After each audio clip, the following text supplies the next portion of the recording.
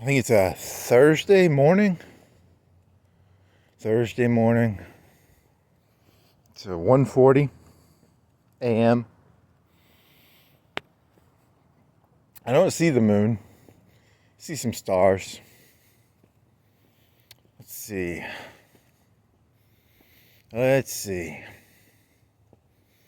Is that a moon? That's not the moon.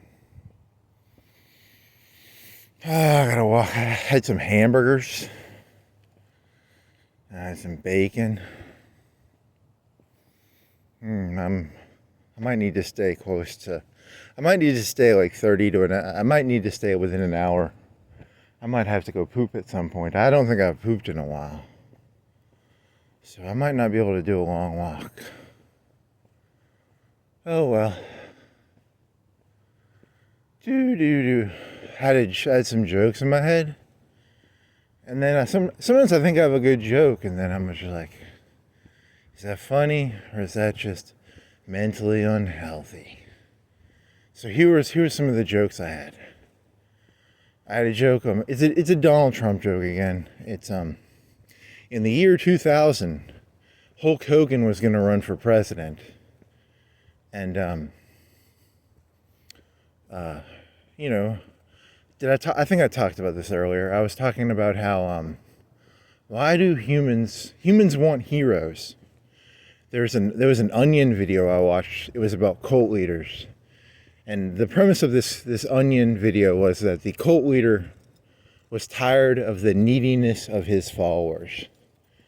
And so he was like, and the Onion is very sarcastic. I don't know if they're sarcastic or they're deadpan but he was saying it earnestly, like, he had 3 wives. One was named, they had funny cult wife names, like Free Flower or something like that. It was something flower it was about cults and how cults are always like, if you're a cult head, you get to have sex with all the cult members' wives and you get all their money. And he had, supposedly like 100 Rolls Royces or something. And I wonder if I saw that 2 days ago or 1 day ago. Maybe that's how that one idea got in my head about how, is America in a bad place? We want a cult leader right now. Because I think Donald Trump is kind of a more than life figure, isn't he? But he's not. Is that because he's not a cult leader? But then maybe all presidents are like cult leaders. Like Obama is a cult leader, and Clinton. I was watching this documentary once about Clinton, and it was like, people would say, you're around Clinton, and you just feel like there's something magical about him. It's like why Lewinsky, I think Lewinsky said that. There's more to Donald. Every time I see him, I just kind of want to suck his cock a little bit. Come here, Donald. Oh, yeah. That's not that good of a joke. But I was thinking of Hulk Hogan, because Hulk Hogan thought about running for president in the year 2000. I heard that somewhere. I don't know if it's... Hulk Hogan is... When I think of, like, Americana, he's a pretty Americana person. Donald Trump is actually very much Americana. There's something very American about him. He's rags to riches. And then he went back to... He was actually broke for a while, and then he became a billionaire again. Like, he started from the top. He started as a millionaire, he became a billionaire, he became nothing, and then he became a billionaire again. There's something kind of... I don't know, that's a weird question. It's like... I don't know. So, that's a... There's something, I always thought that it was actually a really cool story about, there's a story about him and his daughter, where he's walking down the street with his daughter, and he points at a homeless guy, and he's like, he's got more money than I do, because he was supposedly actually in debt at one point. And that actually makes him seem heroic in a way. Like, there's a heroicness to his story, based on that story. If it's a true story, I don't know, maybe it's a made-up story. I don't know what stories are true or not true. I can't tell. I'm not that smart. I wasn't there. I was there that day when I was the homeless man he pointed at. No, I'm just kidding. I wasn't there. the story I heard. It could be a lie. I mean, maybe all stories are lies. I don't know. Oh, I was thinking about, like, the aspect of how, we want this bigger than life story. We want people who are bigger than, we want more. There's a movie called The Prestige where there's this line in it. We all know what reality is. We all know you can't make gold out of hay. You can't make gold out of shit. But we want to believe you can make gold. We all know what the world really is. We all know that you can't stick your hand to your ear and Hulk up. You can't turn hay into gold. Or maybe you can. Maybe you can turn hay into gold. I don't know. Why? Why does Hulk Hogan draw dimes? How can he draw dimes? How does anybody draw a dime? I guess that's a question I don't know the answer to. So, I was thinking about Hulk Hogan, and Hulk Hogan had his son supposedly like the drag race, and his son didn't seem that cool. I'll be honest with you. On a scale of 1 to 10, not the biggest fan of his son. But I was like, hey, at least with Donald Trump, his son seems like he has a smart head. He doesn't seem as stupid. Hopefully, because that's a good thing, right? And then I was thinking, Brooke Hogan could have been like, she would be the Melania Trump. Not the Melania, but what's his daughter's name? I don't know. But she was okay. I never watched wrestling, but she was supposedly, I watched wrestling review videos, and she was in TNA for a while, and she tried to be a singer. So, I don't know. She could have been it's Melania and, what's his daughter's name? Melania? Ivanka? I don't know. It doesn't matter. Humans need stories, and it's a good story. Always, even if you go bankrupt, keep fighting. That's a good story, I guess. Keep your head up. So that's a good story. Okay. Keep walking. That's not really a good joke. Oh well. What other jokes have been going through my head?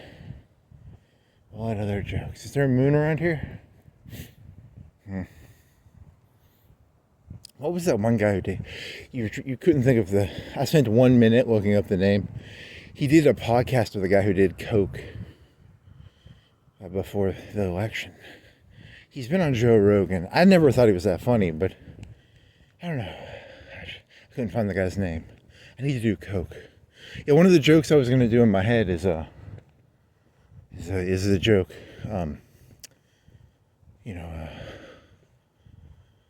I was in a bad mood, so I took a bunch of speed, and then I just go walking. I'm kind of like Freud. I'm a big Freudian. I think coke solves all problems. You take some caffeine, you drink some coffee, you take a walk. It solves all the problems. So that's... Did Freud say walk? I don't think Freud said that, but there's a famous letter he had where he did a bunch of coke, and he was like, I want you my honey bear. Because he wanted to fuck some lady, I think. I always thought that was kind of funny. Good old Freud. Speed does solve most psychological problems for a short time. Do speed, feel better for a couple hours, and then come down and realize, you haven't fixed anything, but you organized your sock drawer. That's a meth joke. There's a movie called, the meth movies I know, there's a movie called Spun. That's an okay meth movie. And then there's a movie called, what's the movie? The Salton Sea. That's got Val Kilmer in it. It's about meth. And then what else is there? There's... The Salton Sea's pretty good. That's the one where they organize the sock drawer. And, you gotta put the socks just right, man. You gotta put the socks just right. What was the actor in that? His sidekick in that movie was... He was the guy from Garden State. He was the same friend from Garden State who gets the guy coke. He really likes to do speed in his movies, doesn't he? And in that movie, he did not know something about JFK's assassination. And Val Kilmer kindly explained to him something about an assassination. It was about the JFK, and he told him, he didn't lie to him. He was Val Kilmer was an undercover cop, or was he just undercover? I can't remember.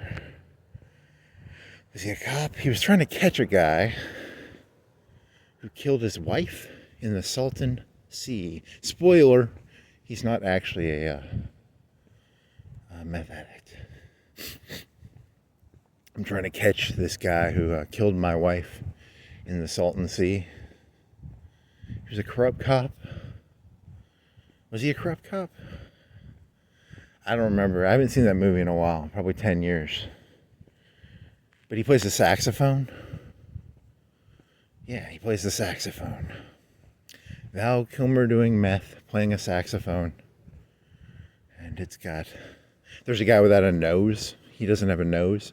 He did so much coke and or meth, he lost his nose. That's in that movie, I think. And who else is in that movie? Oh, man. And there's the scene of I think it's like burning down. The ending of the movie is the doofus that he talked to, his meth friend, saves him. He pulls him out of a burning building, I believe. He's going to die. He's playing his saxophone. I think he got his revenge, but I think he's playing his saxophone all it's, you get your revenge but you're shot. So he's playing the saxophone all, I don't know, what's a monologue, or is it a epilogue or something? I don't know. And that guy pulls him out. So it's did House have that ending? House did not play a saxophone. House, he was in a burning building. He pulled himself out, I think. So good for House. That was a TV show about a doctor. Oh well. Freud, Coke, Bears, Hulk Hogan. His son was in a pod racing. He was a pod racer, and he crashed his pod racer, and some other kid got killed or crippled. I just hope that Donald Trump's kid doesn't pod race. That would be bad. I think he goes to college. I don't think Hulk Hogan's kid went to college. I think Donald Trump, even if he is a little bit of a look, there's some nepotism. He's going to have some trouble, but he at least seems like he has more of a head than Hulk Hogan's kid. That's good. That's good news. So, what else is there? Oh, man. What were you thinking about earlier? You're going to do a love joke. I have one really good. It's not a good. None of my jokes are good. They're just thoughts. It was, here's my joke. Oh, man, there was this. I don't know how to do this joke in a clean way. Or how do I make this joke make me, I want to do a joke where I look cool, but really this isn't a cool joke. Most of my jokes make me look like a complete piece of shit, and that's what I gotta be careful. When you tell a joke, you can't look too shitty.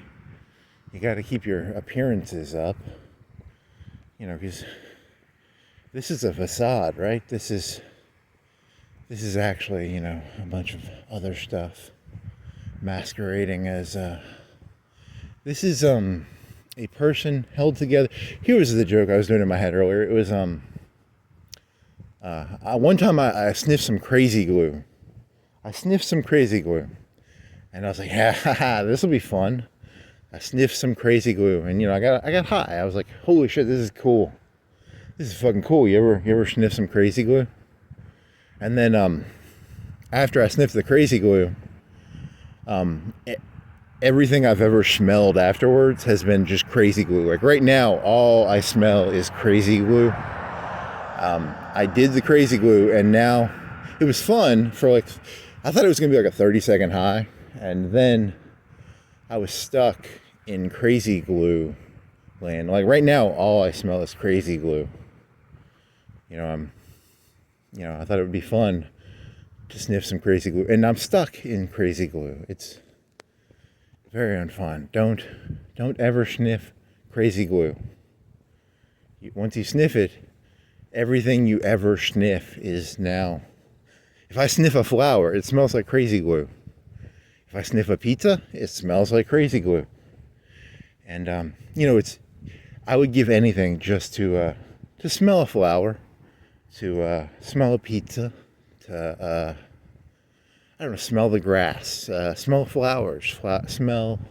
Think of all the things you enjoy smelling, and imagine every time you smell those things, you get high as fuck, and then you get a headache. Because the thing about sniffing glue is you start getting a headache, because what you're really doing is you're destroying your brain cells, and I don't know. It's fun at first, but then it's not fun. I've actually never sniffed glue in my life. I took one hit of air duster in my life, and I said, I'm not doing that again, because it makes a popping noise in your brain, and I think that popping noise is your brain cells dying. So I've never actually sniffed glue, but I have sniffed crazy. I've sniffed crazy. I haven't sniffed crazy glue. Oh well. And in my head, I was laying in bed when I did this joke, and I was going to be like all desperate and pleading. I was like, oh, do anything. Just let me have a smell of pizza one more time. I was like crying, and I was like, because the premise of the joke is, you're a person who would do anything to, smell a flower or not. That was a joke in my head. I'm not going to do that joke, because I'm not going to cry in public or anything. Fuck you people. You people ain't worth that. I gotta wear my leather jacket and smoke my cigarettes and be cool. It's important to have a cool facade of distance. Yeah, all the jokes I do when I'm by myself, I could never do in public now. The other one I was gonna do is it's a wet. I make the women wet joke. It's the premise of this joke is I was in love with this lady. I thought I was in love with this lady back in 2006, and my fantasy was I was gonna make her so wet. I was gonna put my head on her belly and cry a bunch. She was gonna tell me everything's all right. I was gonna make that fucking slut so wet with my tears on her shirt. Because, that fucking slut, in his sexual fantasy, everything is magically made all right by everything's going to be all right. That fucking slut. Oh, it's going to make her so wet. Oh, yeah, you fucking slut. I'll make you so fucking wet. She can be slopping wet. Sopping. Slopping? Slopping is like a pig term. Sopping. Is that a cry term? I don't know.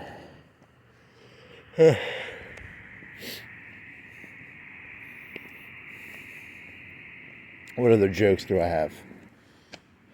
In his head, he thought that was like a 5 or 10 minute joke. The sopping wet t-shirt joke. It's not. It's like a 1 minute joke.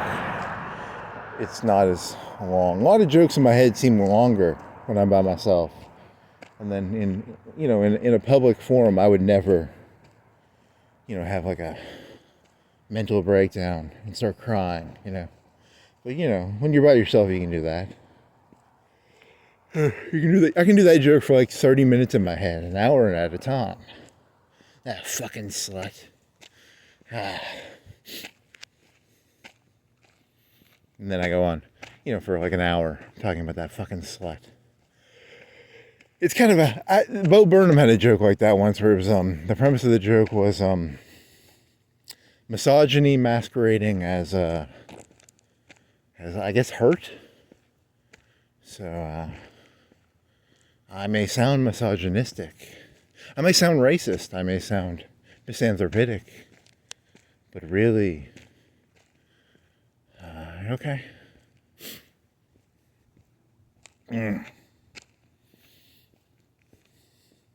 Well, I don't remember how his joke went. It was it wasn't as good. Mine's better. Mine's better. Mine's a better joke. That's the worst thing in life, when you realize you've never had an original thought. He stole jokes. So I've done this joke before. He does a Bill Hicks joke where he does the devil's penis. And Bill Hicks did that joke back in the 90s. I And then you realize all comedians are just stealing the same shit. It's all. I've been thinking about Kanye a lot recently because Kanye means yay, which means you. And then I was thinking, what if that's what an artist is? An artist is by their nature a person who's overly porous. So porous means how much of the world gets into people. Some people are not porous, and some people are porous. And porous can be a good thing or a bad thing. Like, porousness can mean, if you were swimming in gold and you were porous, the gold would get into you. And if you were not porous, the gold would not get into you. But if you were swimming in lead or mercury and you were porous, the mercury and lead would get into you. So some people, it can be good to be porous and it can be good to not be porous. That's the moral of the story, I guess.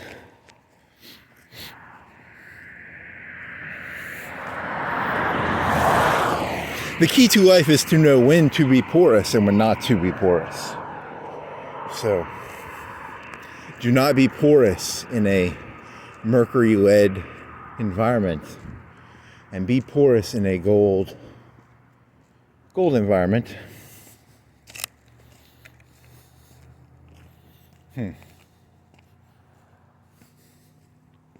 Porosity. Osmosis. They make water. They can make seawater into normal water through something about an osmosis. It's a sponge, and they push the water through a sponge. It takes a lot of electricity. Now here's a question. If you were in the desert and you did not have any water, how much would you pay for a gallon of water? $1,000? $100? $1 million? In Israel, they make their own water through seawater sometimes. And I don't know what it costs for water. I would guess it's like a penny a gallon from our, I'm making a number up here. I don't know. I don't know how much a gallon costs, but it's not, a gallon of gas costs like $3 or $4, right? So a gallon of water costs 1/400th, 1/300th of what a gallon of gas costs. Maybe less than that. I don't know. That's a good question. What is the price? What is the average price of a gallon of water in the United States? I'm going to say a penny, but it's probably even cheaper than that. Now, if you're in Israel and you have to use electricity to osmosis water, let's say you had to pay 10 cents a gallon for water. Let's say you had to pay $1. I think the most they have to pay is probably 20 cents per gallon. I would guess it's less than 10. It is a factor difference. It's a it's a factor difference. You can't do it as cheaply. Where I'm from, we just take it out of the Tennessee River, and then we put some chemicals in it, and then we that's how we make our water around here. But in Israel, they sometimes they have to take it out of the sea. And they don't want to be dependent on rivers because they're surrounded by Muslims. They're surrounded by, and people they've had like 3 or 4 wars where they had to fight 5 or 6. They've been in some gangbangs. They've been in some gang warfare under Nixon and Carter, I think. I think it happened under Nixon. They had the 7 Days War. And 4 or 5 countries would try and fight. I bet they tried to cut off the water to them. So that's why I think they have I think that's why they have a mentality of like, you got to be able to make your own water out of the ocean. So I saw something on the news where the Oscars or the Emmys gave a documentary they gave a Golden Globe Award or something to there's like I think he's a Muslim or a Palestinian or something, and he made a documentary about something about settlements or homesteaders in Israel, and then he got beaten up and he got rocks thrown at him or something. Something happened, and the left says that he was beaten up because the left says he was beaten up by Israelis, and then the right probably says that he was being a troublemaker. And I don't know. I mean, I wasn't there, and I was just thinking, I don't know.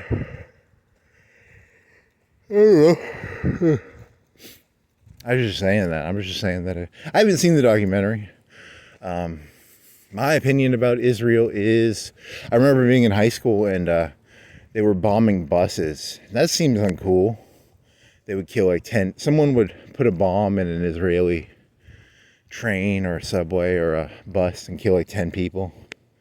And I was like, that's not cool. And then that was happening back in the year 2000 something. So I don't think there really is a solution to the. I think they enjoy killing each other. That's my opinion. I think we should give them both weapons and let them duke it out. So that's my opinion. I don't really care. I don't side with one side or the other. I just don't want to hear about it ever again. I'm tired. It's been 20 some years and we still got this problem. Can we somehow solve this problem? I don't care which side we arm. Can we just arm one side enough that I never hear this problem again? I don't care if it's the Palestinians or the Israelis. I don't want to hear about this problem anymore. So, that's a joke, I think. I think I was in high school when they were bombing trains or buses. So that was 20 years ago.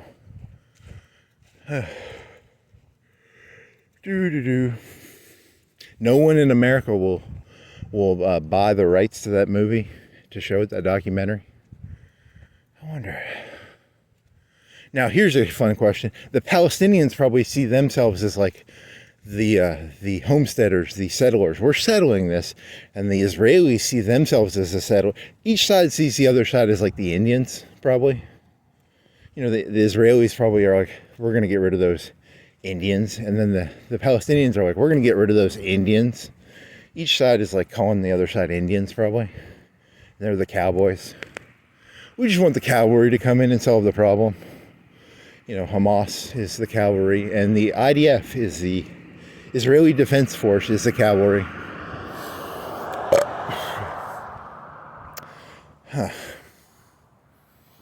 Some filmmaker got beat up.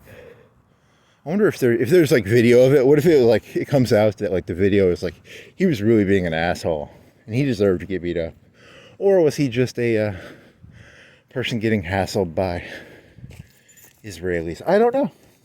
I can't wait to die, and I'm going to talk to God, and He's going to show me footage. He's going to show me reality, and He's going to be like, "This is what really happened," and it's going to be so fucking cool to know what actually happened. I can't wait to know the truth. I'm tired of living in I'm tired of ambiguity. I just want to know what's true and not true. So that'll be fun. God has perfect. He's like, you know, the NFL or something. It was like the 70s or 80s or 90s. They had instant replay. There was a certain date that before that date, the referees could not watch the play on recording. Now they can watch the play on recording. That's crazy. Imagine being a referee and having all that stress and be like, you know, like, what was the call? And you're like, I think I saw this, right? But you didn't really know. Then now the referees have an easy job. They just go watch a video of what just happened, and they can be like, yeah, 5 yards on the 10. I don't know that much about football. I don't watch football, but you know, I understand that there's rules and there's something about yards and plays. So 10 yards on the play, Hamas or Israel. I don't know who gets the penalty on the penalty on the play. So transparency. We need cameras everywhere. And then that's a surveillance state, though. That's 1984. You know, you can't win with people. You know, you put cameras everywhere, and people are going to be like, "I'm tired of being watched." And if you don't put cameras everywhere, you know, people probably just make stuff up. I don't know. I want to get a GoPro. I want to wear a GoPro 24/7 so that people can't accuse me of things. That'd be kind of cool. You know, you got to defend yourself. Oh, I saw something I think it was on Fox News or YouTube. Donald Trump has a button he can push, and he can get a Diet Coke. And what that made me think of is when I was a kid, my parents took me to a battleship down in, I think it's in Gulf Shores. There's the USS Alabama. And the admirals and stuff, they have their own special eating area. The officers have like china. They have a nice eating area. And they would have, during World War II, it was like black servants. They were racist back then. It wasn't until Truman that they desegregated the armed services. All the black people on the ship would haul cargo, or they would wear a white steward. I think they were called stewards or something. And they'd serve the captain. So the captain has his own like chef on a battleship. He has his own little mini cook guy. So, because on the one hand, the captain is responsible for the ship 24/7, 365. So, he has a little normal. Some of them, they have like a little sleeping bunk right beside the bridge. They have like a little mini room they can go into and sleep. And they have a button they can push, and they can, if they want a sandwich at 3 o'clock at night, they can get their chef to make them a ham and cheese sandwich. Filet mignon. I don't know if they can get filet mignon. That would not be a very good captain. It was 3 o'clock at night. He came onto the bridge. He was eating ribeye. He was eating a ribeye. We hadn't had ribeye in months. We had been eating, I don't know, they don't eat sea rat. They eat pretty well on the ships, I think. To be honest, I think they eat a lot of hamburgers. They probably ate a lot of like food that was like not great, but it was like very average to above average, but it wasn't filet mignon, it wasn't ribeye. I don't think they served them steaks every day, but they had, hamburgers. In today's day, it would be like hamburgers or chicken tenders. But it was World War II. I think they had like shingles. They ate like stuff called shingled food.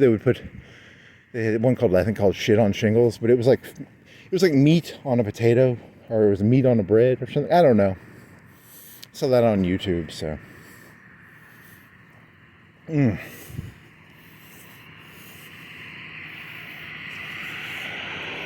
Oh, well, Donald Trump is like the captain of the ship. If he wants a Diet Coke, let him have a Diet Coke button. That's his business, I guess. I don't know. Here's the problem with you humans. You all think you get to be Patton to Rommel or, Donald Trump. Someone's got to serve Patton and Rommel, and someone's got to get their Diet Cokes for them, Someone's got to be like, he rings the bell. Back in the old days before he had a button, JFK had to ring a bell. He was like, get me a Diet Coke, please. They didn't have Diet Coke probably till the 70s or 80s, but maybe he wanted whatever he drank. I don't know what he drank.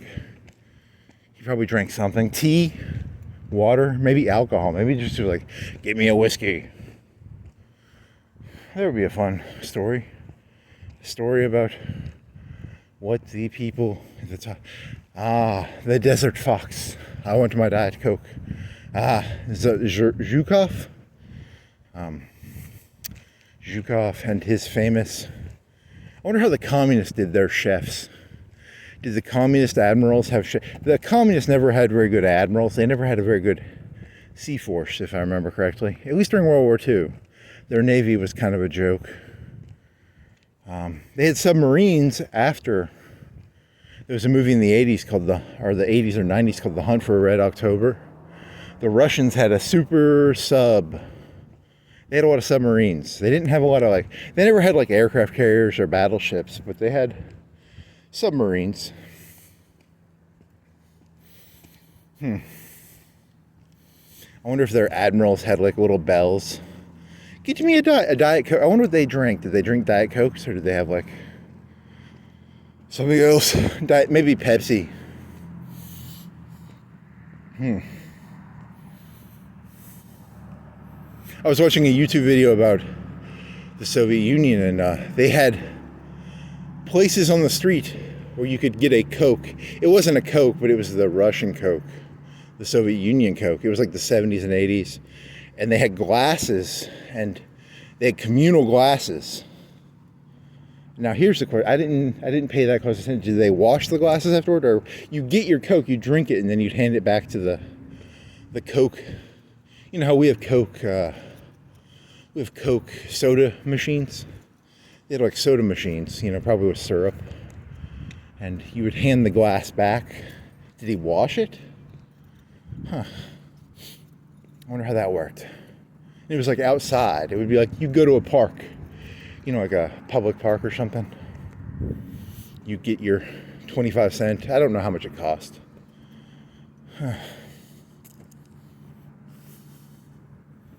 I'm an American. I want my Coke out of a can. Or Pepsi. I want my Pepsi out of a can, not a communal glass. Huh. Did they wash them? That's disgusting. No wonder the Soviet Union fell apart. You can't get a Coke without sharing. Can I bring my own glass, sir?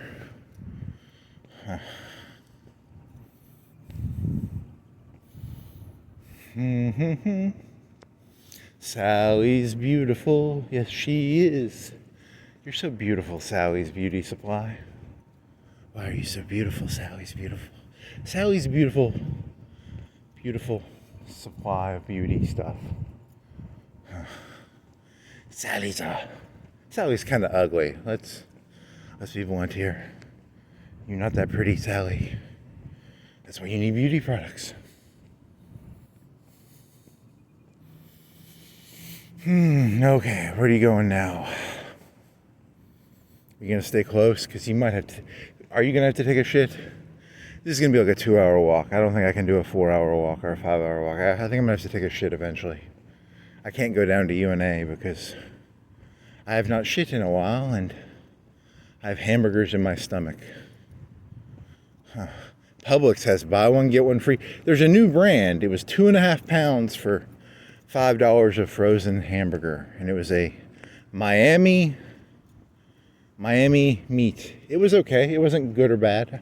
I'm not that much of a frozen hamburger connoisseur. I couldn't tell you if they were like great or good.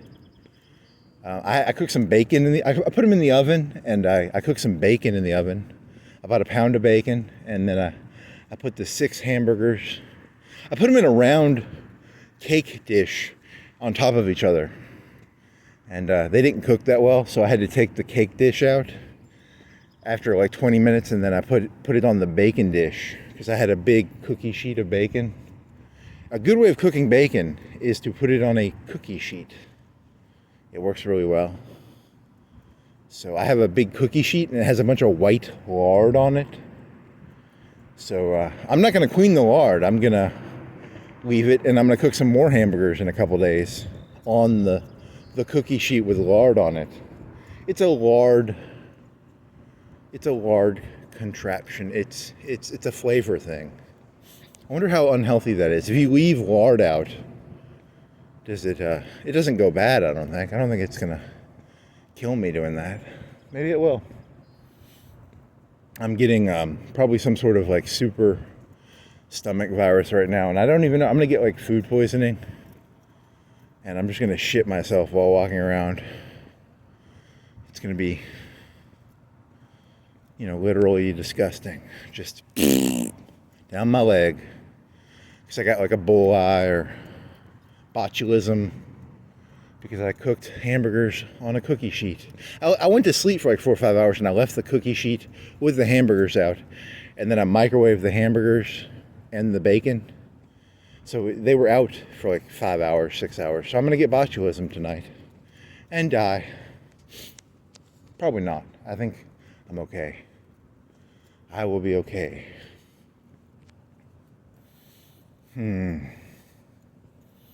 I will be okay. I will be okay.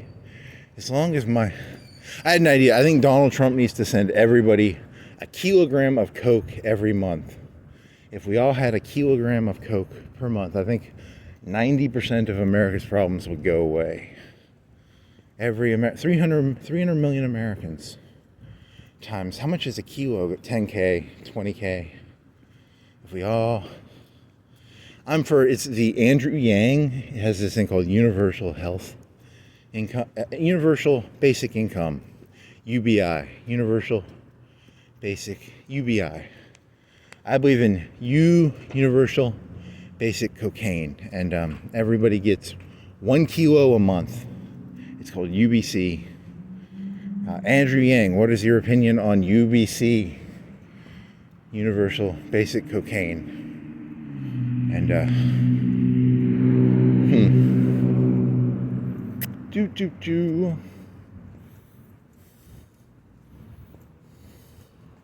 I watched like half a documentary about New York, and it was about Giuliani in the 70s and 80s and 90s, and it was about the Democratic mayors, and it was about Giuliani in New York. Because if you've ever seen the movie Taxi Driver, New York City used to be like the movie Taxi Driver. It was very disgusting.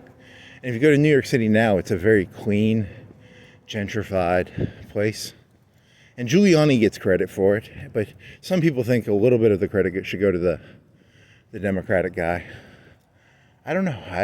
The first month or the first year Giuliani came in, he had like 2,000 or 3,000 police extra come in, but the police were trained under the guy before him.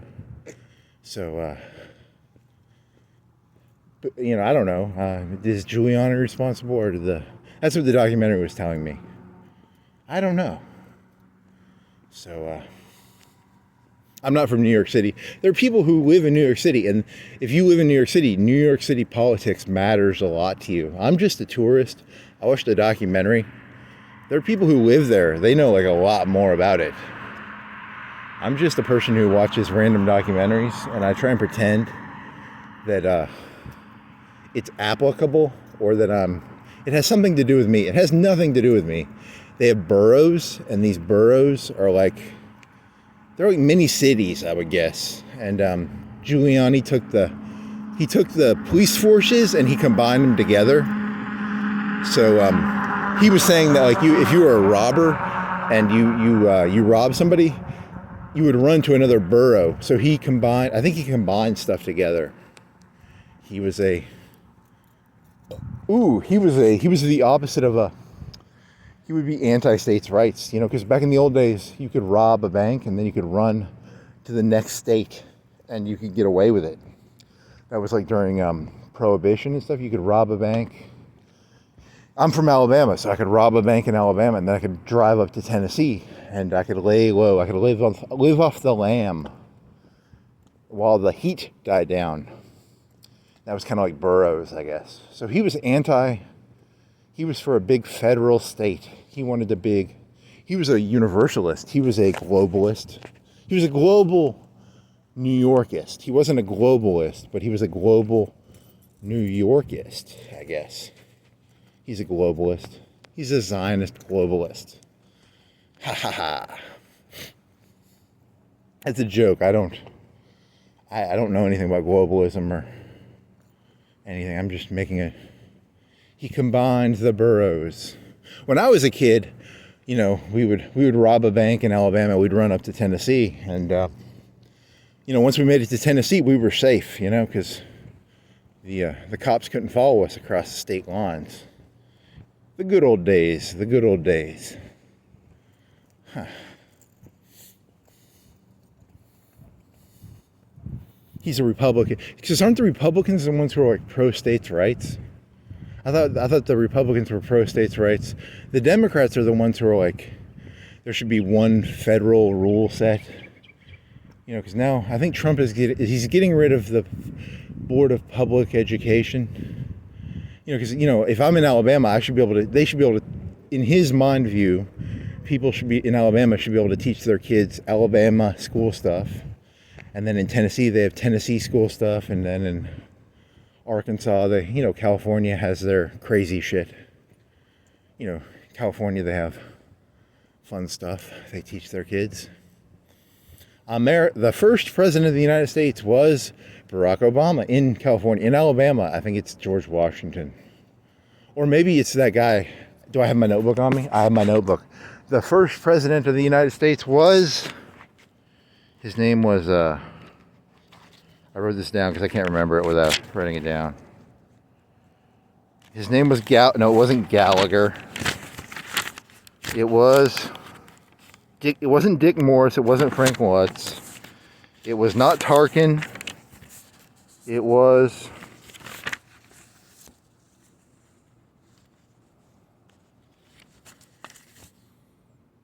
Give the movie subplot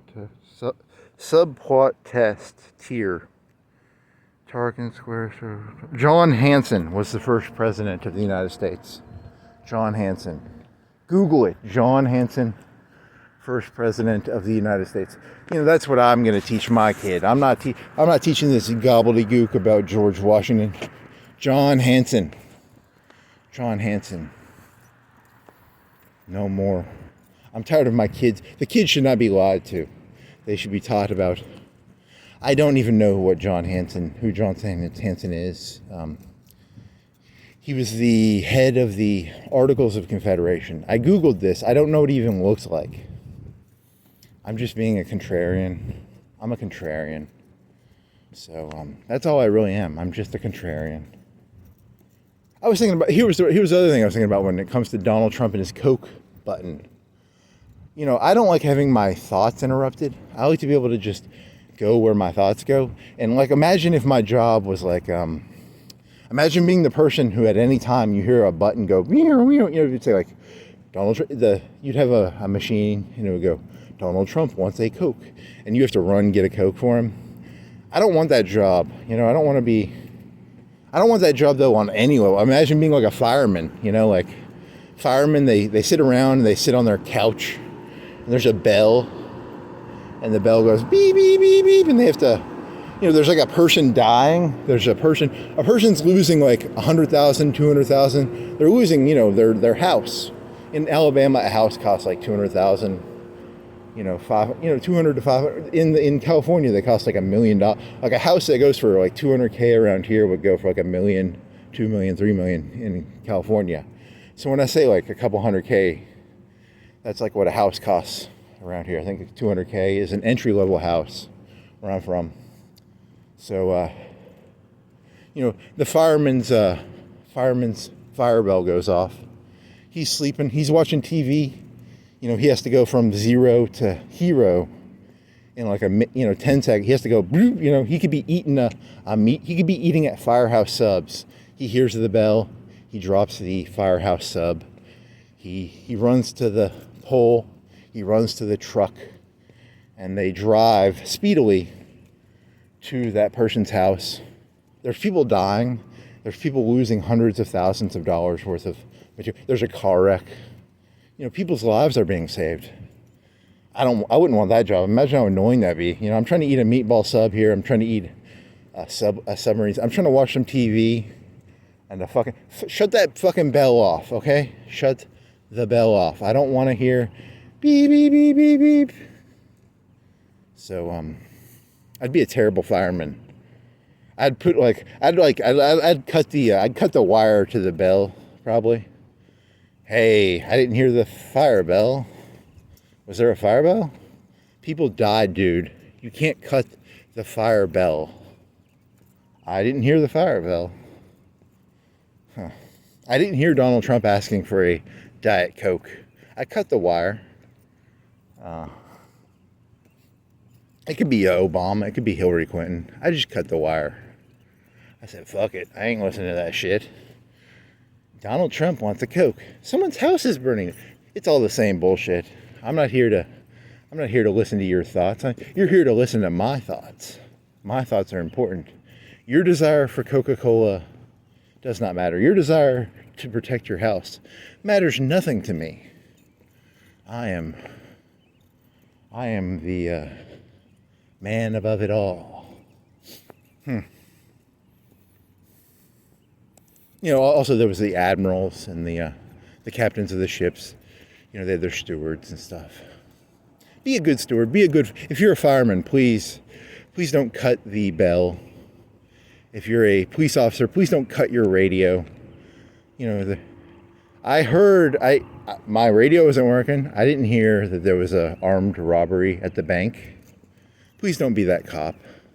Please be the cop that does his job. Please be the fireman who does his job. Please be the guy who gets Coke for the president's job. His steward. Steward. Be a good steward. Here's the Publix parking lot. I love being able to walk around at night. There's no one here. It's so beautiful. The city is so beautiful when there's no one around. It's like, it's so much nicer than when you people are. You people scare me. Man, you people scare me. Remember that night that one car was like looking at you? It scared the shit out of you. It's so nice, no one around. I'm relaxed. I'm calm. I'm at ease. I'm happy. And then a cop car is gonna drive up beside me, and my heartbeat will go to 1,000. I'll have to rationalize myself to this cop fella. Why are you walking around at 2:28 at night? Fuck you, cop. I don't have to rationalize me walking around at 2:28 at night. It ain't your fucking business, buddy. I do what I fucking want, buddy. I ain't gonna listen to your fire bell. I ain't listening to your, I don't know, I'm not listening to your Diet Coke machine button. Fuck you people. I don't like you people. Publix. What else did I get? I got some sundae cones. I had like 2 sundaes. The sundae cones, they're $5 for a box. They're $10 if you pay normal price, but they just double the price. I think $5 for a box of sundae cones is not actually that good of a deal, but it said buy one get one free, so I bought 1 box for $5. It maybe has 8. I'd guess 8. There's probably 8 of them. So they're like 75 cents each, I guess. I don't know how much is 8 divided by $5. 6, 8. There's probably 6 or 8 of them. They're not that good of a deal now that I think about it. I got some bacon for $5 a pound. I got bacon. Buy one, get one free. It's $10, but I bought 1 of them for $5. And then I bought 2.5 pounds of meat for $5 or $6. And then I got some buns for $2 rough. It was under $2, I think. And then here's the good one. This is the message from God. God sent me a message. I've been doing this joke in my head. It's called zingers. Zingers are like little Debbie cakes. They're made by Hostess, I think. And it's a little cupcake. It's like a Swiss cake. It's not a Swiss cake roll, but it's a cake with cream in it. And they're called zingers. And they have buy one get one free. Hostess. You can get Twinkies, buy one get one free. And I got a box of zingers because in my head, I told you this joke earlier. I went to Walmart and I was going to buy some zingers, and all they had was raspberry zingers. And I'm not going to fucking eat raspberry zingers. Fuck you. I will never eat a raspberry zinger. But Publix had buy one, get one free zingers. Chocolate. So I bought a box of chocolate zingers. So I ate some zingers. They weren't that good. I like Swiss cake rolls the best, I think. Swiss cake rolls, probably the best for me. Maybe Nutter Butter bars. Sometimes an oatmeal cream pie is pretty good. Swiss cake rolls are probably the best cake. Twinkies are okay. I mean, none of them are bad. None of them are like disgusting, except for the raspberry. I do not want fruit on my cakes. You know. But it wasn't that good. It was edible. It wasn't terrible, but it was Swiss cake rolls are better. But still, I got to eat a zinger. And that's the point of this. I eat a zinger and I give out zingers. I'm here to tell you zingers. I got some zingers for you. Go on down to Publix, buy yourself a box of zingers. Buy one, get one free.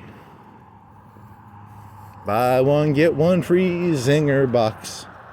Box of zingers. Or you can get Twinkies. You can get a Twinkie. You could get I think they have the little cupcakes. You like cupcakes? They have the little cupcakes. Hostess. Go on down to Publix. Get yourself a buy one, get one free box of Hostess products.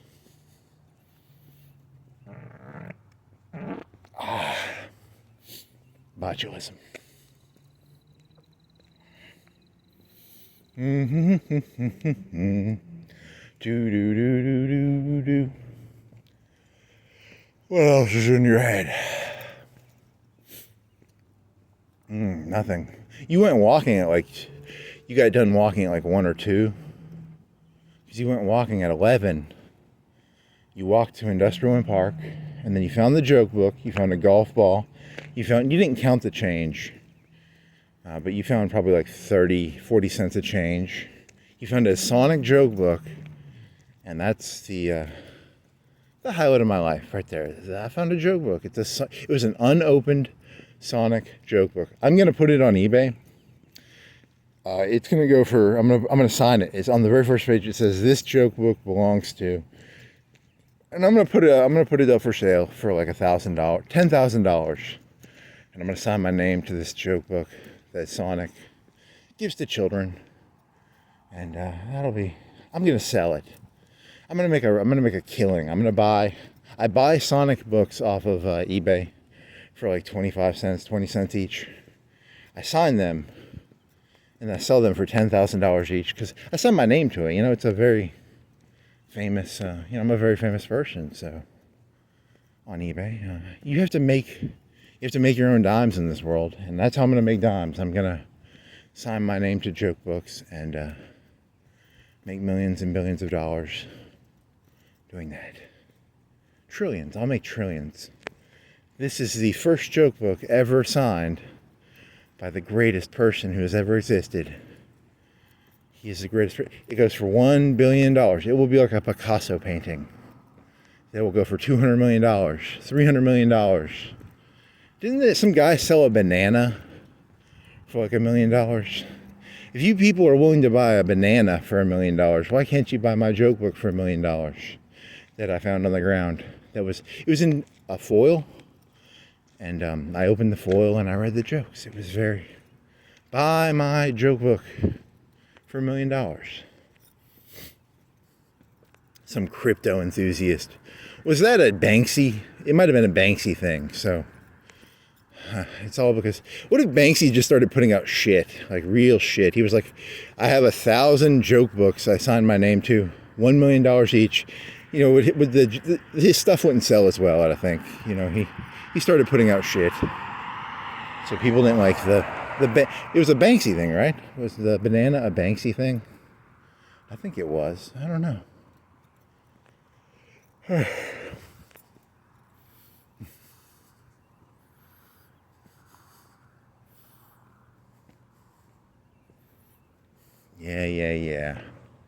It was some crypto enthusiast bought a banana for $1 million. I think he ate it. What a jackass. That's how you know there's something wrong.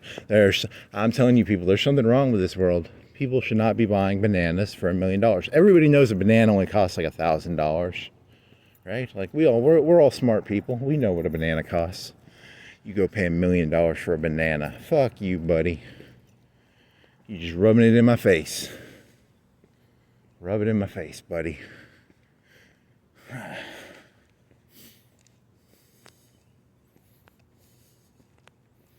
Crypto is the future. Probably. You know, here's the thing about crypto. I can see the right wing or the left wing making crypto.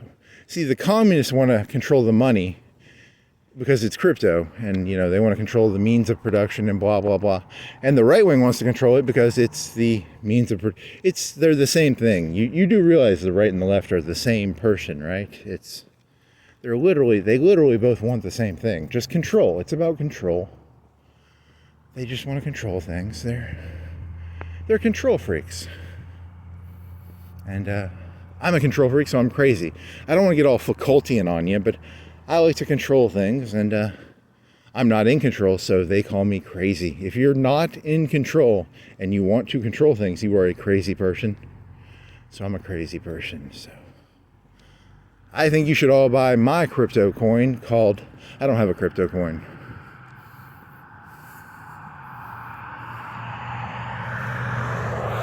It's called Made Up Coin. You know what's fun? It's fun to imagine making the crypto coin, but then you get down to the brass tacks, and then you learn there's all these ins and outs to making a crypto coin.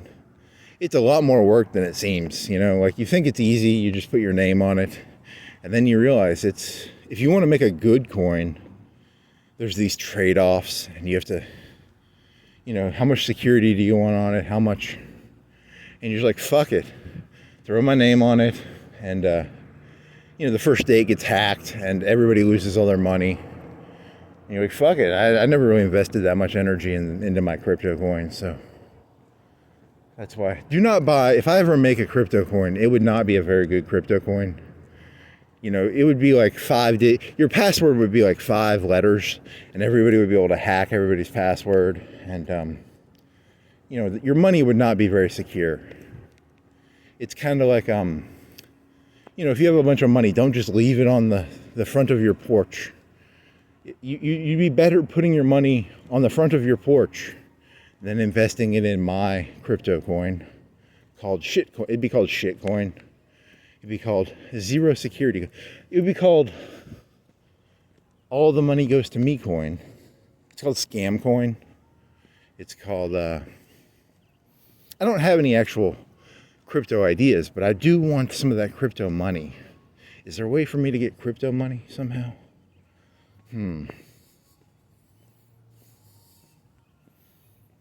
I do actually kind of like, I think that it's funny because someone like Elon Musk he's going into the US government and he wants to know where's all the money going. And I understand that. I can look at that and go, yeah, that's smart. We should know where every dollar goes. And the other part of me is like, this guy just wants control, right? Like, he's a control freak. He's just like me. He'll put his name on dog shit. I put my name on dog shit all the time. Then again, he launches rockets. He has bona fides. You have no bona fides. So I guess, you know, it's probably good that he gets to do it, not me. I want to know where all the money goes. I mean, that would be kind of cool to see, like a chart. You know, you ever seen, you know, the computer program it's called like disk defragmenter. There's this one called like I don't know if it's called scan disk or check disk. It'll show you your hard drive, and it'll show you where all your hard drive shit is.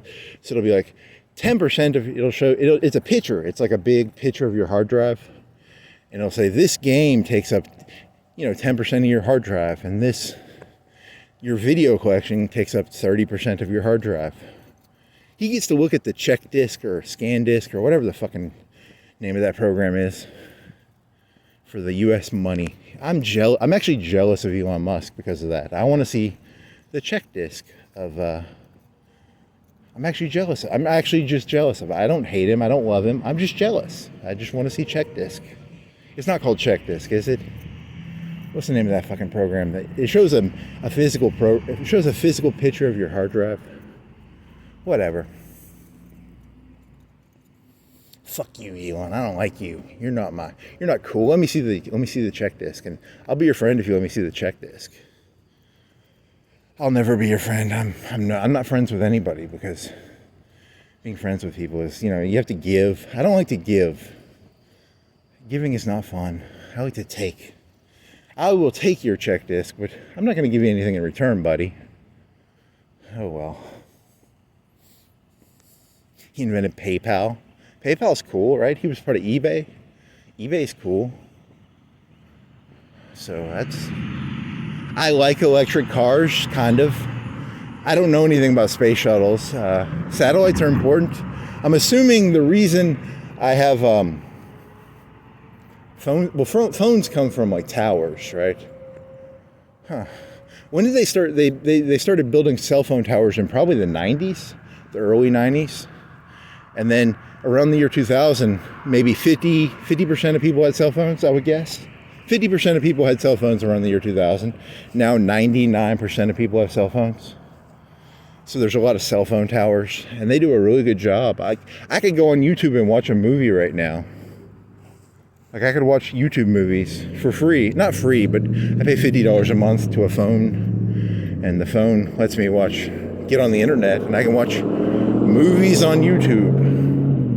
And I can walk around the city, and I could theoretically listen to podcasts, or I could listen to, I don't know, whatever free movies YouTube has. If I was using Putlocker, I could watch like 80% of movies illegally. So that's kind of cool.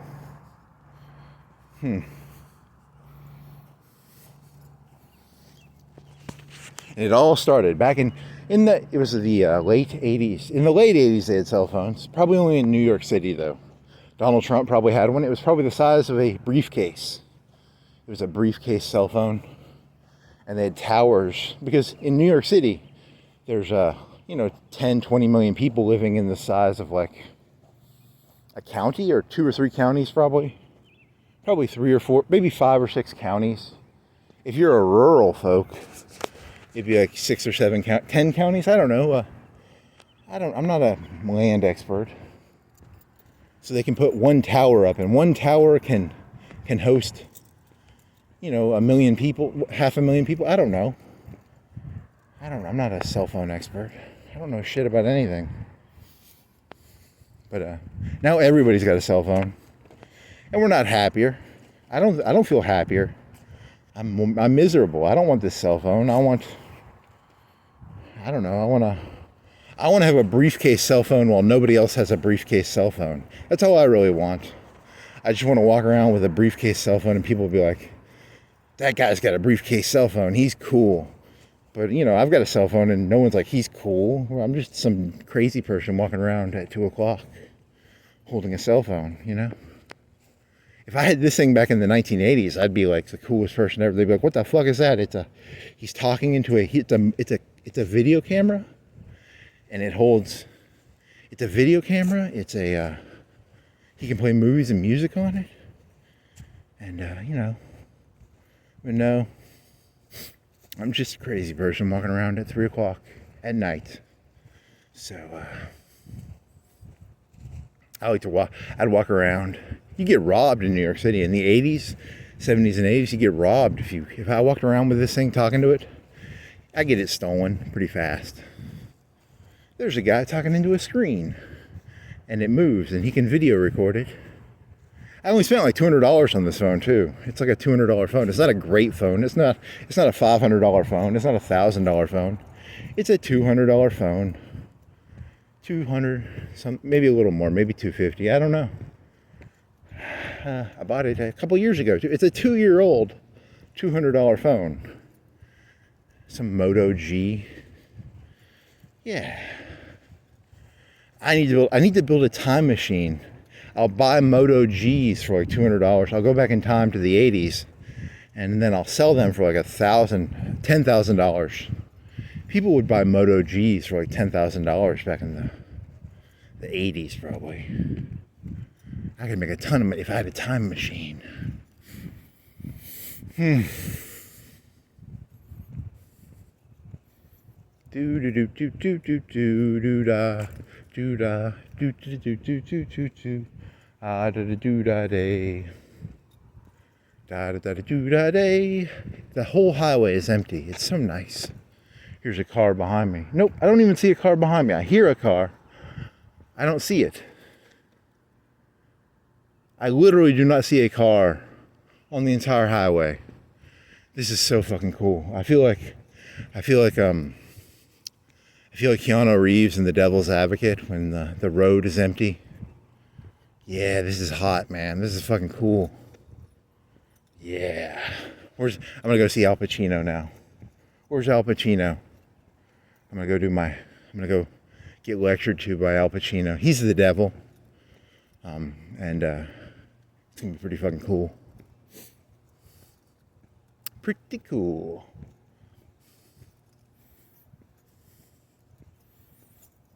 See, this city is like 40,000. New York City, there's never a point if you went onto like one of the main roads in New York City, there's probably never a point where you would be able to look down a road and there not be a car on it. Because, there's like 8 million, I don't know how many million people live in Manhattan, but there's only 40,000 that live here, 40,000. So they have a population that's, whatever 40,000 multiplied, what do you have to multiply 40,000 to get 8 million? It's a number. 10 is 40, so it's 20. 20 times 8 is, what is 20 times 8? 160. You'd have to multiply the population of the city by like 160, a little bit more than that, probably like 200 to get 8 million.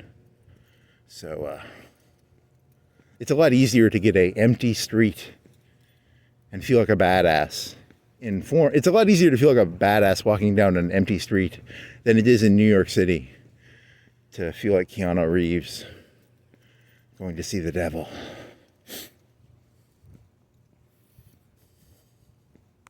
I'm going to see the devil. I'm going to see the devil. I'm going to see the devil. Where is the devil?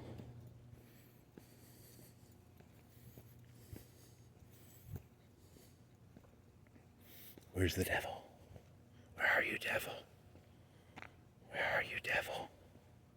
Where are you, devil? Deviled eggs? Devil food? Devil... I don't know. Is that a pager? What are you? Is that a what the fuck are you? Is that a battery? It's a battery pack, right? Do people do like disposable battery? I've seen a lot of battery packs on the ground. So people buy a battery pack and they're like, I'm done with it, and they throw it out their car.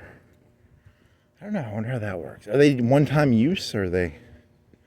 I can understand having an extra battery pack. You could plug it into your phone and, because I walk around and I can only walk around for like 4.5 hours before my battery goes dead if I'm at 100%.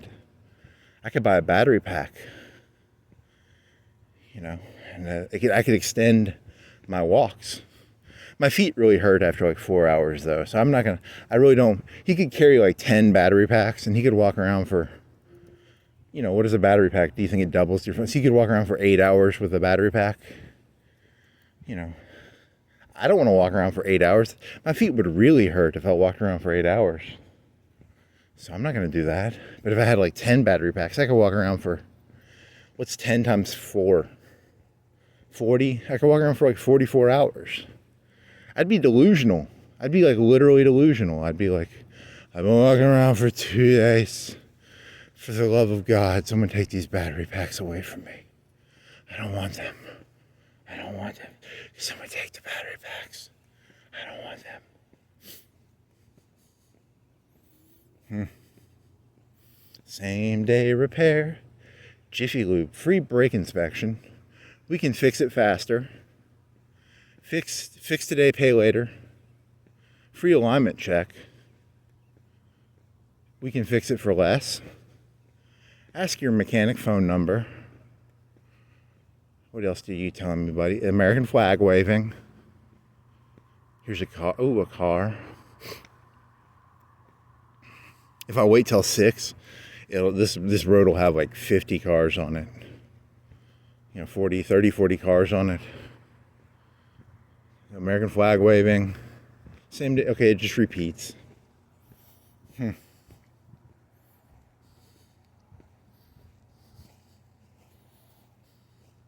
It's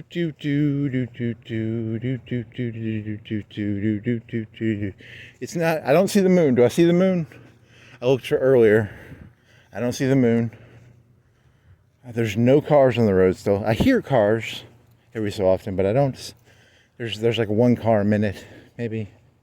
It's not a lot of cars. It's kind of cool.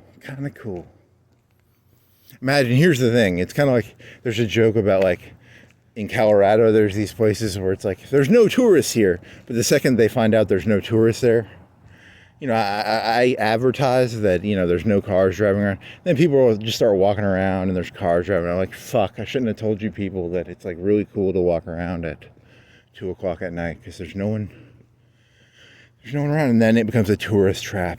And I ruin my own happiness because, this is actually kind of nice. Shoals Women Health and Wellness. I wonder if they do abortions in there. I think Alabama outlawed abortions, right? I don't think we're allowed to have abortions in here.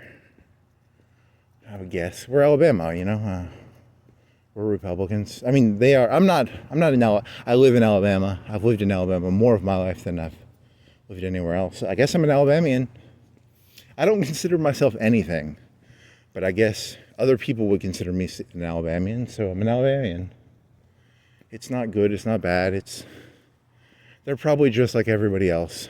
All people are the same. All the boroughs are the same. Giuliani and his boroughs. I think he didn't combine boroughs. He combined police forces. There was like a metro. I think there was like a subway police, and he took the subway police and he added them to the police. I don't think he combined the boroughs. I think the boroughs still exist. You got that wrong, buddy. They had different cops. They had cops dedicated to, they had self-storage cops, and they had gas station cops, and they had Waffle House cops, and all these cops formed together to form super cops.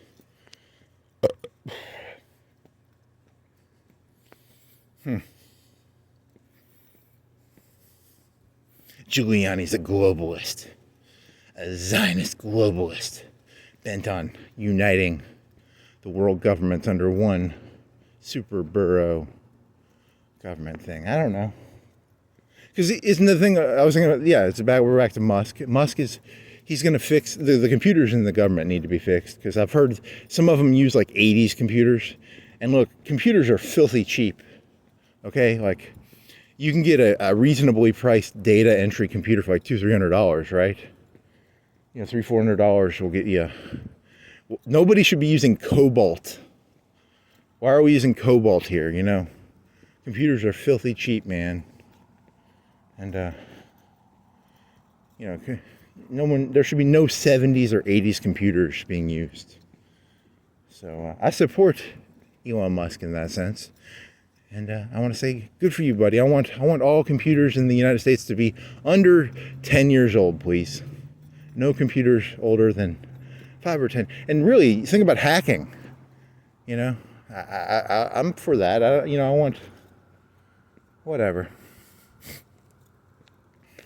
Now, the cynical part of me thinks that he's going to put like backroot software in there. He's going to hack it all. But I can't prove that. It's just my paranoia. I'm a paranoid, insane person, so don't listen to me. If I was in charge, I would put backroot hacking shit in there. So because I would do it, he will do it. That's my thesis. Anything I say about someone else is something I myself would do. Oh, I had this joke. Here was the joke I was doing earlier. I had another Elon Musk joke. Here was the joke. The joke was, what was the joke? Elon Musk wants to go to Mars. And how does this joke? How do I start this joke? Okay, it's an Alex Jones joke mixed with Elon Musk. And I can't do it. When I'm by myself, I say the N-word all the time when I'm by myself. Not because I'm racist, but because you're not supposed to say the word. And I like to say things you're not supposed to say. So if you're a black person, I'm not racist. But I love saying the N-word because you're not allowed to say it. And you know, someone's like, you can't say the N-word. I'm like, fuck you. You can't tell me what to do. That's how my brain works. It has nothing to do with racism. I'm not a racist, but you can't tell me what I can't say because it's the only thing I'm going to think about. I'm going to be like, I can't say that word. And in the back of my head, I'm just like, say it. But then my joke was, you know, Alex Jones has this thing where he's always talking about like intergalactic pedophiles. And like, I don't consider myself a pedophile, but, you know, he's telling me I can't, you know, be an intergalactic. I want to be an intergalactic. I didn't want to be an intergalactic pedophile until Alex Jones told me I couldn't be an intergalactic pedophile. Now it's all I think about. I want to go to Mars. It'll be an interplanetary pedophile. I want to go to Mars with Elon Musk, and I want to be a racist pedophile on Mars because just it's a big middle finger. It has nothing to do with who I am. It's just don't go telling me I can't say the N-word. Don't go telling me I can't be a pedophile on Mars. Alex Jones and the NAACP. You both trying to hold me down. You both trying. Do you think I could unite the NAACP? Alex Jones and the NAACP have both condemned my my speech. How dare he?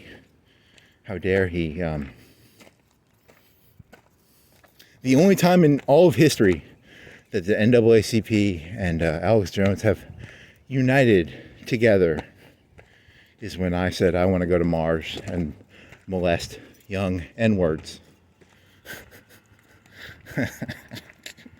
I wonder if Alex Jones would laugh at that joke, or would he laugh at that, or would he not laugh at that joke? I like to imagine. I like you a little bit, Alex Jones. I liked you in the movie Waking Life, and I liked you in the movie. I liked you in that other movie, A Scanner Darkly, because you were in them for like a minute. I can handle like 1 or 2 hours of Alex Jones a year. That's how much Alex Jones I can digest in 1 year. After that, I'm like, I can't handle anymore. I need an adult. So, but I like doing those 2 movies. You were pretty cool. You know, because you scream a lot. And Substance D. You know, Substance D. I really like that movie, that Substance D movie. That's a good movie. He was crazy. That guy who wrote that book, crazy as fuck, man. Literally insane. But he wrote good books. You know, Blade Runner.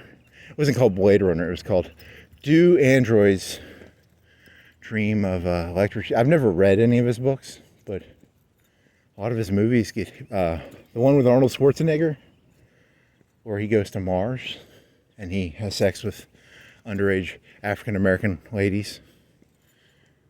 It's called Mars Attacks. It's called... What is that movie with Arnold Schwarzenegger where he goes on vacation with fake memories? There's a movie with him in it. Oh, well.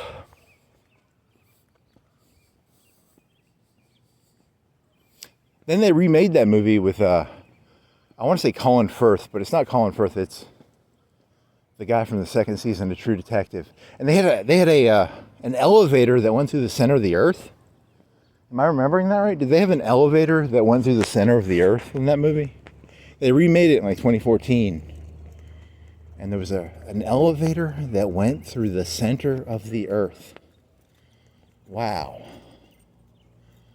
I'm going to have to go back and... I'm going to go look that up when I get home, because that doesn't sound realistic. I might be crazy. That sounds fucking crazy. I don't think that's possible. You'd have to be pretty crazy to think you can make an elevator that goes to the center of the earth.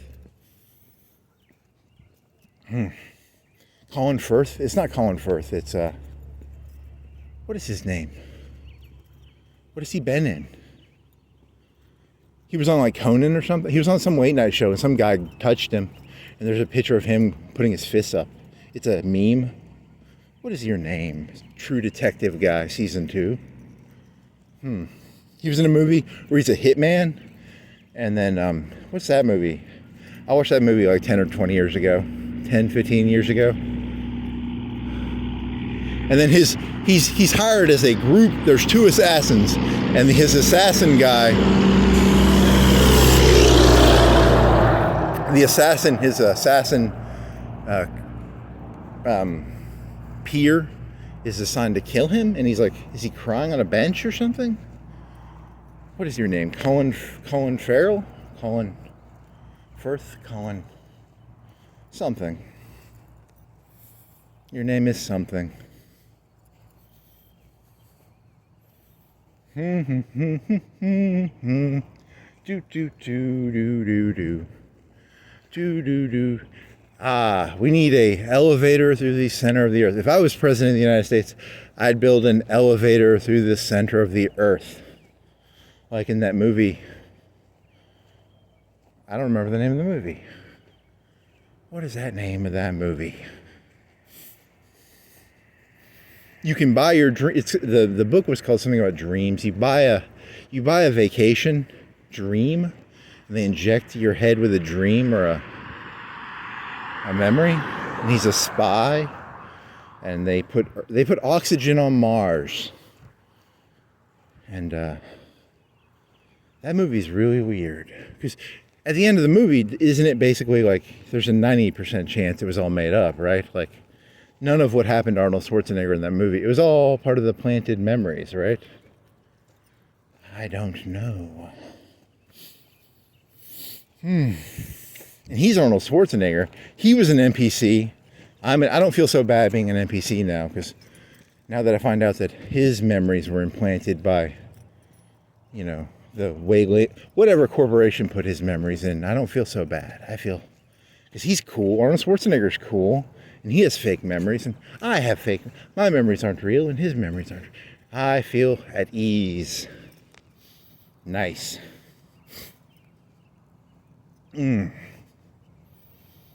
What is the name of them? Total Recall. The movie is called Total Recall. He has perfect memory. He can totally recall everything that has ever happened.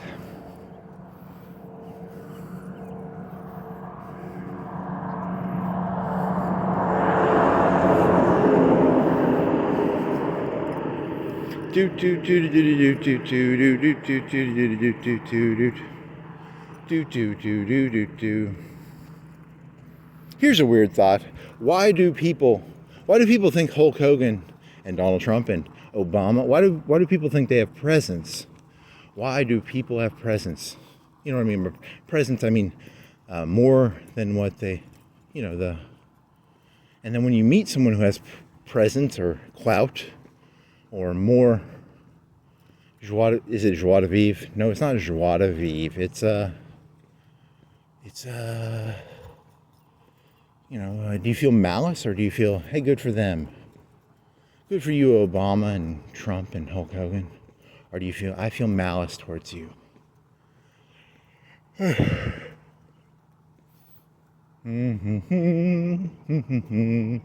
do do do do. Do do do. Do do do.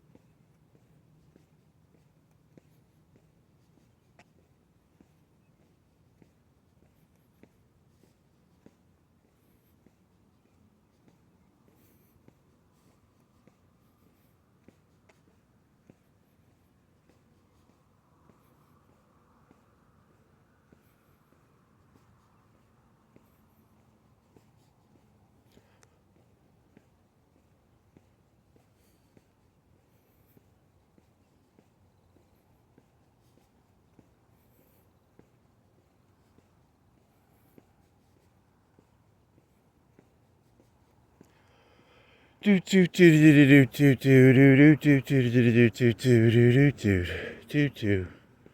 Do do do do do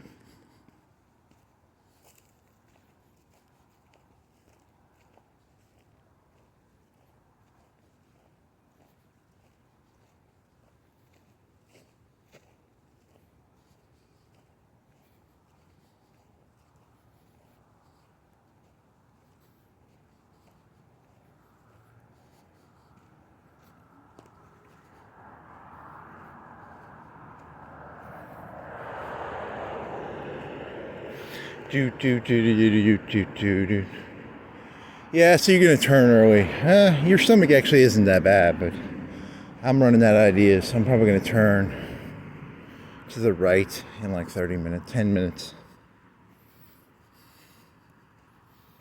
I tried finding a Power Rangers episode, and they tried to make me pay for it on YouTube. So not Power Rangers. I wanted to watch Captain Planet. I'm gonna have to look. I spent like 1 minute looking for it, so I think if I put energy into it, I could probably find a way to watch it for free on like Daily Motion or. But maybe eventually I'll find a way to, and then I'll learn about, was it a good cartoon or a bad cartoon?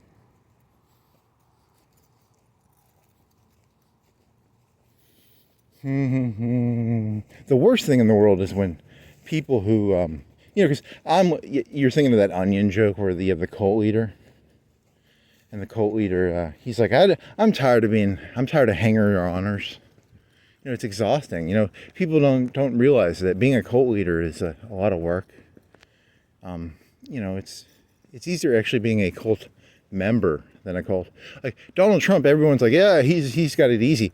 No, he's got to carry the weight of all you cultists who follow him. Obama's got to follow, he's got all these cult members who follow him. if you really want to fuck with a cult guy, imagine if like people started strapping their bombs to their chest for like Obama or Trump, and they were like, "Hey, I never said strap a bomb to your chest." And people were like, "Obama, I strapped a bomb to my chest because of Obama," or because his name's Obama. Obama. I don't know. Or if people started strapping bombs to their, it's like, "I never said strap a bomb to your chest for me." That's how you defeat political people. If they really are good people, when they stop, they'd be like, "Hey, you took my idea and you took it in a way I did not intend. There are negative consequences to my idea." That's the interesting question. Like, you have an idea, and the idea gets implemented. Did the implementation go as you intended, or did it become corrupt? What are songs about corruption? Songs about when dreams become reality. There's a song I've heard once. You do not want your dreams to become reality. You want your dreams to be dreams, and you want reality to be reality. If your dreams became reality, you would be disappointed. You would be very disappointed. You know, I thought it would be cool to have like an elevator that went through the center of the earth. And then I wrote it, and I was disappointed. It was very disappointing. I was just like, this is just like every other elevator I've ever ridden. And then I got sad. It did not fill the hole.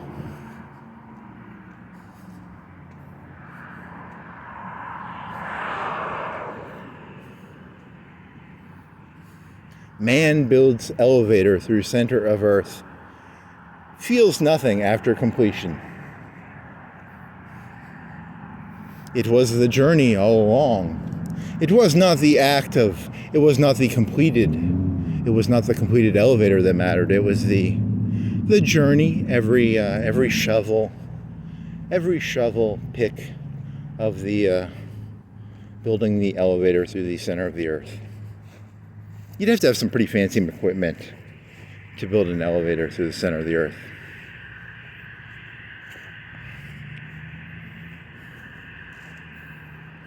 This was like a big one too. If I remember correctly, it was like a cruise ship. It would be like a cruise ship that would go through. It was a pretty big elevator. Because it would go to China, right? It would go from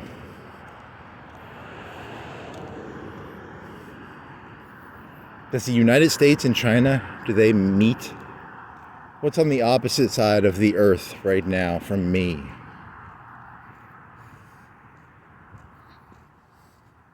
You know, if you could build an elevator, once you get to the center of the earth, you could probably rotate the elevator in any direction you want it to go. So I have an elevator that goes to the center of the earth, and you go all the way down to the center of the earth, and it ends up in the room right next door to me. It's shaped like this. But it just goes from right here to a football field down there. It's a elevator to the center of the earth from there to, from Florence to Huntsville. Huntsville is 60 miles from here. You go to the center of the earth, and then you exit out. You go to the center of the earth, and then 60 miles from here, there's a city called Huntsville, and it ends up in Huntsville. It costs trillions, billions, hundreds of trillions of billions of dollars. You can just drive to Huntsville pretty easily. You didn't have to spend hundreds and billions of trillions of gazillions of dollars to build a tunnel to the center of the earth to go to Huntsville. Hey, I wanted to, man. It was fun. I enjoyed building my tunnel to the center of the earth that goes to Huntsville. Fuck you. You can't tell me what to do. You can't tell me. If I want to build here's the thing. Once people start building tunnels to the center of the earth, who owns the center of the earth? Can anybody build a tunnel? Is there is Antarctica? Antarctica is owned by a lot of countries. A lot of people have claims on Antarctica. Who owns the center of the earth? I own the center of the earth. It's hollow down there. You know that it's hollow. The center of the earth has dinosaurs and Atlanteans, and there's a bunch of... There's actually people who live in the center of the earth. I don't know. That could be true. It'd be really easy to go to the center of the earth because it's hollow. The earth is hollow. You have to have... It would be like Elon Musk tubes. You know, you'd have to create a tube that makes it so that there's... Is it a vacuum in this? There's a vacuum in the center of the earth. I don't think that's true. I don't think that... It would have to be like an Elon Musk tube. They take the air out, and then there'd be a subway that goes to the center of the hollow earth. Frank Dean here. That's a cool name. Frank Dean. My name's Frank Dean. Frank Sinatra? I'm thinking of Dean Sinatra. So Frank Sinatra, Dean Sinatra? Is Dean in there somewhere? I don't know. Dean Sausages is... Nope. Jimmy Dean. Frank Sinatra, Dean. Jimmy Dean. No, that's a fail. That one, that's a mark. You know, they can't all be winners.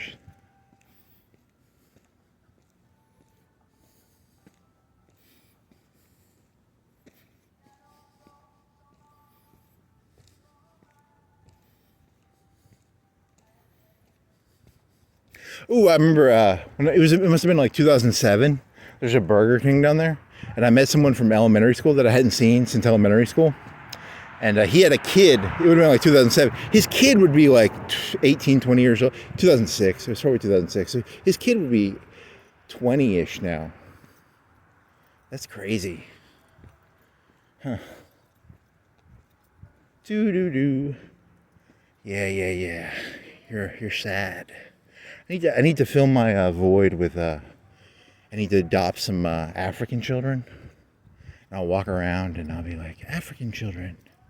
Or Chinese children, or you could get white children, I guess. You could have children. I'm going to impregnate myself. I'm going to clone myself. I will clone myself, and I'll have 10 me's, and I'll have me walking around with me. I will teach myself everything. Everything I know, I will impart into my little twisted demon selves. Nice.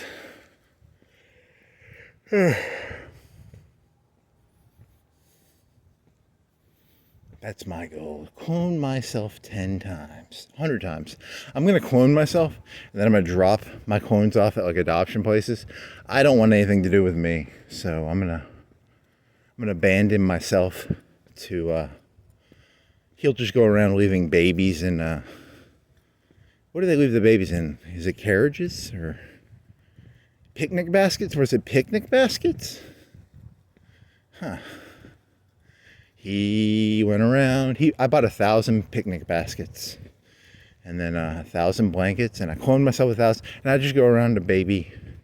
And I leave my little clones. Like 200 of them died. But 800 of them lived. I'm like a frog.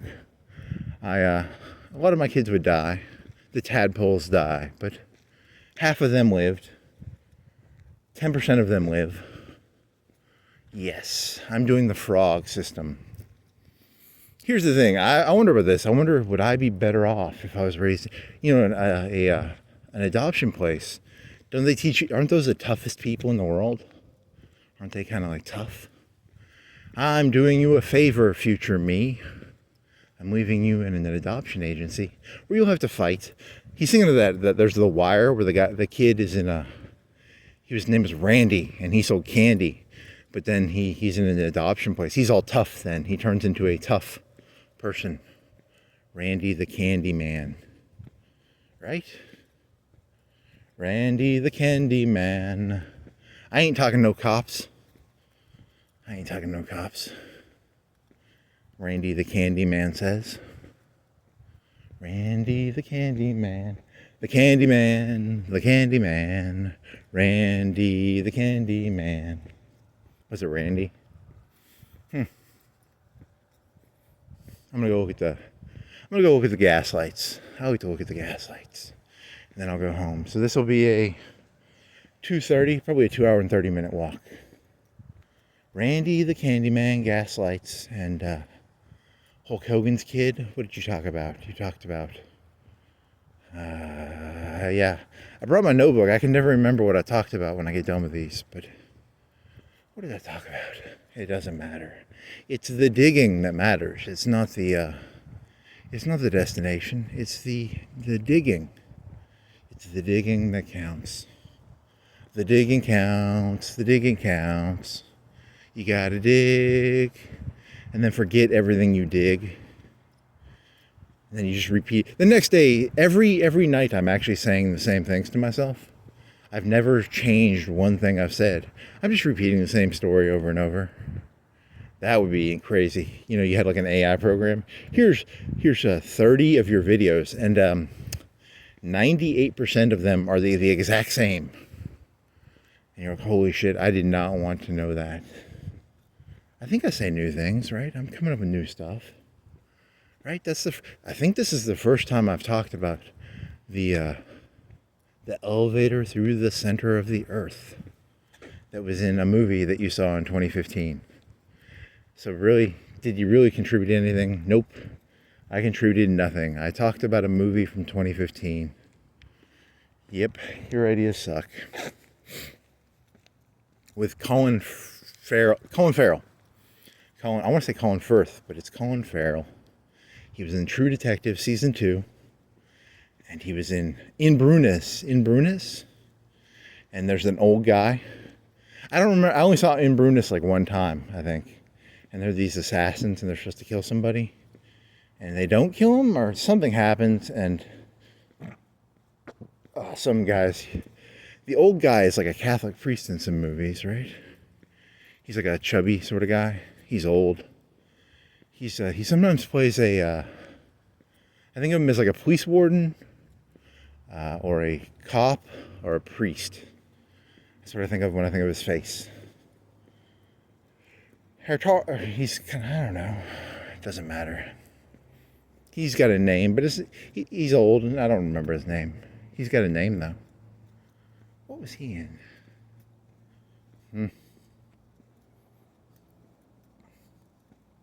In Brunis. He was in Brunis, right? Huh.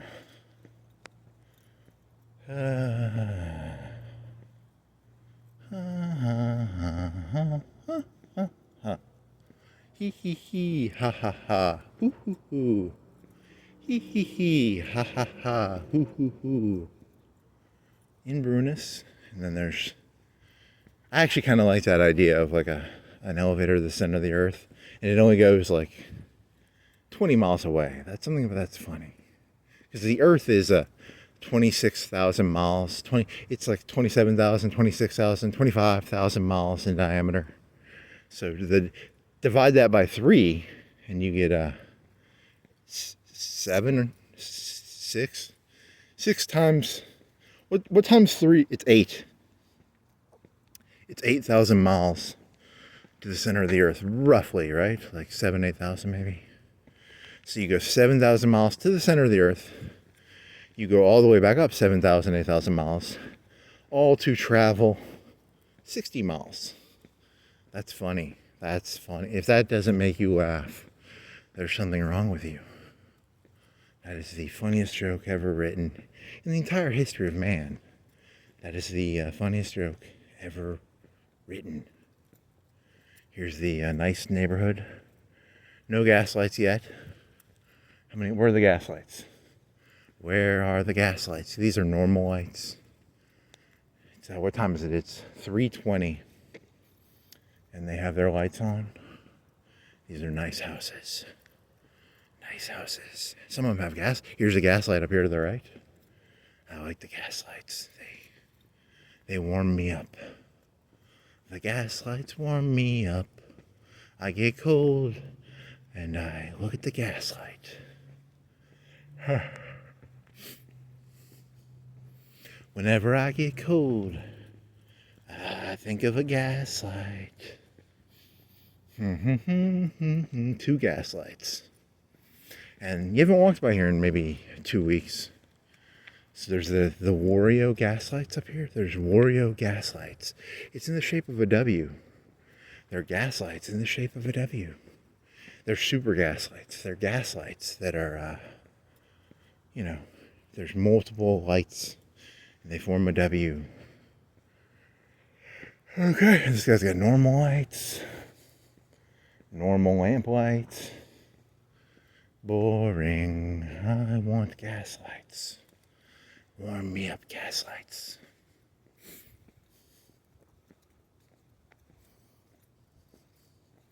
There's a good idea. The premise of that joke is gaslighting is a term referring to it's a lie. It's about lying, right? Narcissism and liars, they gaslight. So I'm saying I need gaslight to live. See, I'm turning it on its head. I live off gaslight. I live off the heat of gaslights. Without gaslight, there is no heat. There is no light. All light is gaslight. All light is gaslight. Here's a nice house. Got a cool window. It's like wooden. You can see the stair. You can see they have a library-ish thing with bookcases. That person, they're a professional YouTuber. They have a lot of books. Probably like a lawyer or a doctor or something. It's got to be, with that many books, you would have to have, something, a fancy job. I'm a professional manager of a McDonald's with wooden, fancy bookcases. Fancy wooden bookcases. Fancy wooden bookcases. Not as many gaslights as I remember. So far, I've only seen, one gaslight. I wanted more gaslights. I want the gaslights. Give me the gaslights. Give me gaslights. Give me gaslights. Huh. Here's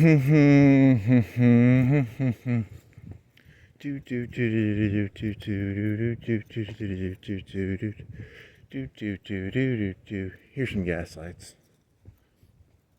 You can see a gas station over there. If I don't have gas lights, reality will come crashing down. I need my gas lights. Give me gas lights. Here's 2 gas lights. Is that the Wario one? Or is that farther up? I haven't walked here in a couple weeks. I don't remember. They aren't as big as I remember. These are small gas lights. 2 gas lights. Not very big. I cannot keep myself warm with their gaslight. I need a bigger gaslight. Whoever has the biggest gaslight in all Florence, please write in the doobly-doo where I can get the biggest gaslight.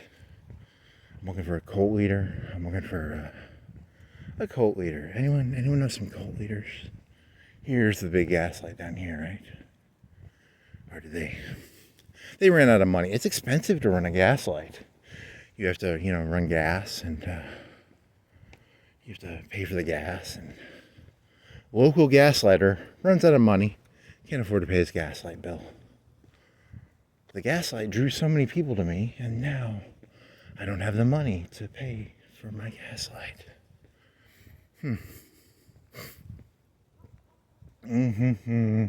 You're just stealing that guru joke from The Onion. This is just a stolen joke. I've talked about gaslights before, though. I like gaslights. I like fire. He's an arsonist. I like fire. Here's the big gaslights, right? This is a guy. Of the gaslights I've seen so far, which I haven't seen, I've seen some. So far, I guess there's like 30 houses I've seen with gaslights. If I was going to rough estimate, 30, 40. It's a rough estimate. I don't know. I've walked around the city. This is the biggest gaslight I've seen. This fella here. He lives in Hickory Hills. He's got a triple gaslight. It's 2 lamps, and the lamps have like 3 lights in them. So it's 3 lights in a light. So 2 lanterns, 6 flames, but 2 lamps with 3 flames. It's in the shape of a W. It's the most beautiful gaslight in all of Florence. The most beautiful gaslight. I've got cataracts because my vision is doing cataract shit. So cataracts is when you have like your vision. It gets like you get like blurs and stuff. So I'm getting bored. I need to get cataract surgery. So I'm gonna need to get cataract surgery probably. That's what I realized tonight. My vision is fucked up. I'm getting a lot of star shit. I'm getting a lot of hues. There's like I'm looking at a lamp right now, and it kind of looks. It's kind of. The lamp is like, let's say the lamp was like a 1/16 of an inch. In my vision, it's like so big, but there's a star around it that is like 3 times bigger, but it's very hazy. So I need to get cataract surgery probably. Oh well. Damn, really, you do kind of have cataracts, don't you? It is kind of beautiful though. It's kind of beautiful. And then if you get cataract surgery, you'll look back and you're like, everything's so crisp now. I don't like it. I liked it when things were fuzzier. I liked it better then. Yeah. You'll miss this. You'll be like, because right now it seems, it's different. But if you get cataract surgery, it would be different, right?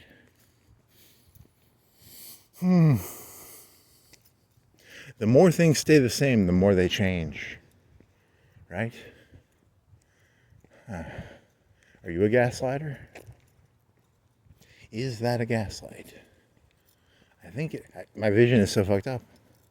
Yeah, you're a gaslighter, right? Those are real gaslights. He's a real gaslighter. If I was president of the United States, I would say if people fake gaslight, those are not gaslights. Those are just lights. You have bad vision. Right? Yeah, those are lights. Those are not gaslights. These are lights. Those W's, what if those W's were not really fires? They were just normal lights and your vision is so fucked up. Yeah, I'm gonna have to look into this now. Shit. Normal lights. He's got a green. The people these days have the cameras on their doorbells. He's got a green doorbell, so he's probably got a camera on it. So I can't go steal his Amazon packages. I like to steal Amazon packages. There's a lot of money in that. You gotta steal the Amazon packages. Make bank. Make a bank selling Anyone want to buy some Amazon packages? I don't have any, but if I was gonna steal Amazon packages, I would build a UAV, and it would fly around, and it would grab the package, and then it'd fly off, and then they wouldn't catch me, because you get caught. Those cameras catch you. You know what I mean? But if you had a flying drone, you could just steal packages and not get caught. That'd be kind of cool. I wonder how drones work with like the Mexican drug cartels, because a kilogram only weighs like 2 pounds, and a kilo goes for like 20K. You could put a kilo on a drone and fly it over the border. Drug running's got to be like easier now with drones, right? If you work for the drug cartels, don't forget to tell me. Go to FBI.org and tell me your entire process of smuggling drugs. I don't work for the FBI, but it's the premise of the joke is I don't want to hear about it. I'm just talking to myself. It must be so easy. Being a drug runner is hard, I bet. You got to kill your friend. You got to chop people's arms off. He was your friend, but he was stealing coke. Here's the pistol. Shoot him in the head. I don't want to shoot my friend in the head. He stole coke from the boss. You gotta shoot your friend in the head if he steals coke from the boss. That'd be a terrible. Also, I'm a cokehead, so I'd probably just do the coke. So I can't be in the drug trade. Which sucks. There's a lot of money in the drug trade. Is that a gaslight? He's got a gaslight. It's a gas lamp. It's independent of his house. It's 30 feet from his house. It's a lantern. It's like, it's a very tall lantern. It's probably like 15 feet up. And it's a little gaslight on top of a lantern. It flickers, right? It's either, yeah, he gaslights. Warm me up, buddy. Warm me up.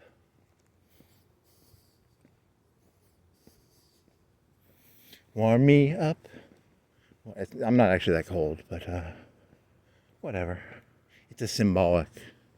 He's saying warm me up symbolically because it's meant to be about how, you know how that works, right? I don't have to explain this to you.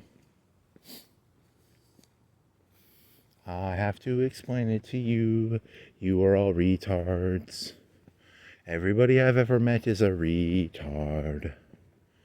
8 billion retards. 8 billion retards in the world. That'd be a good comedy movie. Like, here's a comedy movie idea. Guy goes around thinking he's better than everybody. So then the entire world pretends to be retards. And then would it become self-fulfilling though? Would it be, it's kind of like The Invention of Lying. There's a movie called The Invention of Lying where no one in the entire world lies. And then one person invents lying. There's an idea that someone else did before you. And now you're just taking his idea and changing it a little bit and calling it your own. It's called creativity. I'm creative. Yeah, I thought there were more gaslights around here. There was only like 3 or 4, right? That was disappointing.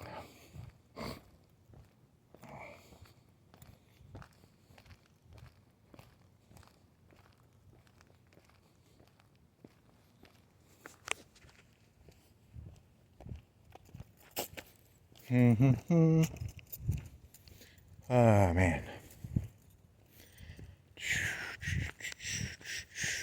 Center of the earth. Center of the sea. Center of, there was those pressure. Think about this, you know, that pop, the people who went to go see Titanic, and it popped on them. Imagine what a pop would be like if you went to the center of the earth. A pop would be even louder. Because it's like 8,000 miles deep, you know, and the ones that they popped were only like 2 miles deep, 3 miles deep, I don't know. The people who went to go see Titanic. Man goes to center of earth, pops, it blows, it wouldn't blow up the earth, would it make a shake? Would everybody be able to hear the pop? Pop. Pop goes the elevator. Pop goes the elevator. Okay, so Captain Planet. What other shows are you going to try and watch? I watched some stuff about the Hillbilly Show. They changed actors on the Dukes of Hazzard. And they would go through a lot of cars. They broke a lot of cars. Those Duke boys, they went through 2-3 cars an episode. And one of the things, Knight Rider came out. The different networks were at war with each other. And one of the reasons Knight Rider exists is it was like competing against Dukes of Hazzard. Because Dukes of Hazzard did 3 stunts every episode. They'd do like 3 ramp jumps. And they would ruin like 2 or 3 cars an episode. And then Kit came along and I don't know anything about, I don't remember Knight Rider that well. It's a talking black car. And the Dukes of Hazzard were from the South. And then David Hasselhoff, off the top of my head, where did it all take place in the same area, or did he travel around the U.S.? Where did he go? Where did Knight Rider go? Did he go from, was he like Samuel L. Jackson at the end of Pulp Fiction? Did he go from state to state? He had a truck. He would drive into the back of his truck, right? There was a semi, and they would dump the car out the back of the semi, right? And then he would go, so he had a mobile center. It was like a mobile command center out of the back of a semi-truck. And then, that's what the Dukes of Hazzard needed. They needed like a semi-truck to carry around their truck, their car. I have not watched a episode of Knight Rider probably 20 years. But I remember they had a truck, right? Or was that another show? Here's another gaslighter. There's a truck, right? There's a show called Renegade, and he was a bounty hunter, and he was like Mexican, and he had a motorcycle. That was a show. It was like a lady, and then he had an old guy mentor. He would give him the bounties, right? They were Indians. Was he an Indian? Was the girl an Indian? I don't know. I haven't seen that show in like 20, 30 years. So you could look into that. What is the meaning of the movie Renegade, TV show Renegade? Renegades of punk? Renegades of pop? Lorenzo Lamas. He's got a triple. It's either this house or that other house. The W house, I think, is more fire. This guy's got some pretty big gaslights. So far, it's either that guy or the other guy who has the biggest gaslights in Florence. There needs to be a competition in Florence. Who has the biggest gaslights? Dear Times Daily. You need to run a story. Who has the biggest gaslight? It's a competition. I will offer the winner a handshake. I offer the winner of whoever has the biggest gaslight in Florence a handshake. I offer you one handshake, maybe, at my discretion. Or a coupon. I offer you a coupon for a handshake. Not redeemable for a handshake, but you do get the coupon. You will get my Sonic comic. You can have my Sonic comic. I'll sign it. That is my offer. Whoever has the biggest gaslight in all of Florence gets my Sonic comic. Sonic joke book, signed by me. I want to see gaslights. Show me the gaslights. The Gaslight Challenge. It's kind of like a, what was that? Who was the French guy? He supposedly did a lot of coke. The guy from Lionheart. Who did Lionheart? Was he Bison? He wasn't Bison. He was good. He was the main guy in Street Fighter. He was the main guy in Lionheart. Lionheart, stay down, boy. Stay down, boy. Stay down, boy. You got heart, Lionheart. There's a good movie for you. If you've ever seen the movie Lionheart, great movie. It's a good movie, I guess. It's about fighting. Jean-Claude Van Damme. And it's the Ice Bucket Challenge. Why are you thinking his daughter did an ice? Okay, that just makes you seem like a perv. But people would dump ice on their head. This is called the Gaslight Challenge. It's more of just like a dick measuring contest. Who has the biggest gaslight? It's not as, there's no altruism, because the Ice Bucket Challenge was about giving money to some disease or something. This isn't about a disease. This is just about who has the biggest light, who has the biggest flame in all of whatever area, whatever town. Who has the biggest gaslight in Manhattan? Who has the biggest gaslight in, whatever city you're in? Oh. And instead of dumping ice on your head, you just you have to pay a monthly bill for your gas. This man spends $100 a day lighting his gaslight. All because of the Gaslight Challenge. That's a good term for a YouTube title. The Gaslight Challenge. And the Gaslight Challenge, center to the earth, journey to the center of the earth. And then, I'm not going to remember any of this. This is all going to go out of my brain. Every bit of this will be forgotten. He thinks it's like really smart. It's not. I'm just walking around. It feels really good to walk around for a long time because you get the blood to your brain and you just become delusional. There's a thing, I went to a church with someone one time. They had a 3-hour church and they would sing for like 2 hours. They had a guy talk for an hour. Of the 3 hours, like an hour of it was a guy talking and 2 hours of it was singing. And when you sing, you get rid of all the oxygen in your body and you become like euphoric. So that's kind of like what this is. I'm just euphoric from talking for 3 hours. I'm euphoric. I'm euphoric. So that was kind of cool. Because I was raised Catholic. Our church was like an hour, and this guy had like a 3-hour church. Holy moly! Imagine using church. Then again, they did get to sing for 2 hours, and singing is always kind of fun, right? It's communal. It's you know. Now, oh yeah, this was a joke I was gonna do. It was I love the song "Lose Yourself" by Eminem. I think there's something genius about the song "Lose Yourself," and I had a joke about this, and I don't remember what the joke was. What was the joke? I had a joke earlier in my head where I was thinking about the song "Lose Yourself" by Eminem. I do a lot of Eminem jokes, and I don't actually listen to that much Eminem, so that's kind of not good. Oh, the joke was it was something about playing that song on repeat to a movie, and then it's a Dark Side of the Moon joke. It's like watch The Wizard of Oz and put on Dark Side of the Moon, and it matches. He was going to do a joke about like put on Lose Yourself, and then you put it on a movie, and then hey, that guy's eating, and he's talking about mom spaghetti. Hey, that guy's eating, it matches. And you're like, oh, that's just coincidental. Nah, man, it was designed that way. He designed that song that way. The movie was designed around the song. The song was designed around the movie. What movie were you thinking of? You were thinking of a movie that would be Lose Yourself. Lose Yourself to what movie? See, it's what's so funny about this is the jokes aren't even that good. It's just, and you try to remember the joke and you can't even remember. What movie was I taking the song Lose Yourself to and then juxtaposing it on to?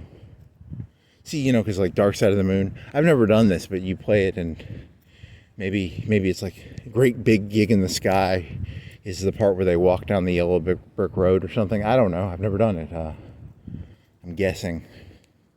The witch shows up and there's probably some menacing. Are there menacing songs in the Pink Floyd Dark Side of the Moon? It's only like a 40-minute CD though, right? And The Wizard of Oz is probably like an hour. It's probably like a 90, 70, 80-minute movie. I don't know. Ooh, the Wicked Witch, that creeps me out. I just had that. I'm imagining her showing up right now. Her face is all green. It's scary. Her face is scary. I need to think of a gaslight. Think of a gaslight. Warm yourself up. Stop thinking about the Wicked Witch and her scary face. Gaslight, gaslight, gaslight. Ooh, I feel warm. I feel warm and fuzzy thinking of gaslights. And I think now the Wicked Witch is gone. There's no Wicked Witch in my brain. There's only a fire burning bright. Fire, fire burning bright in the forest of the night. No, that's a poem about tigers.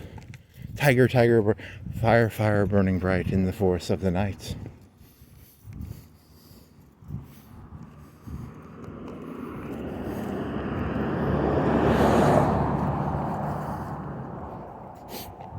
That's a big truck. I wonder if they have a shotgun. He's probably one of them rich fellas with the gas lights.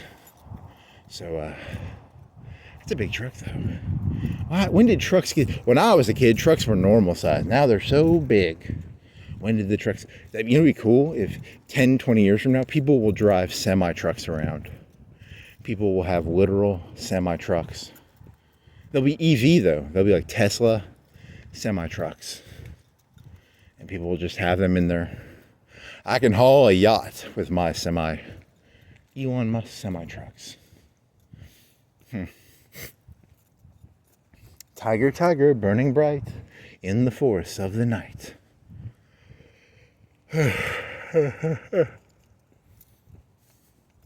What non sequitur created thy symmetry?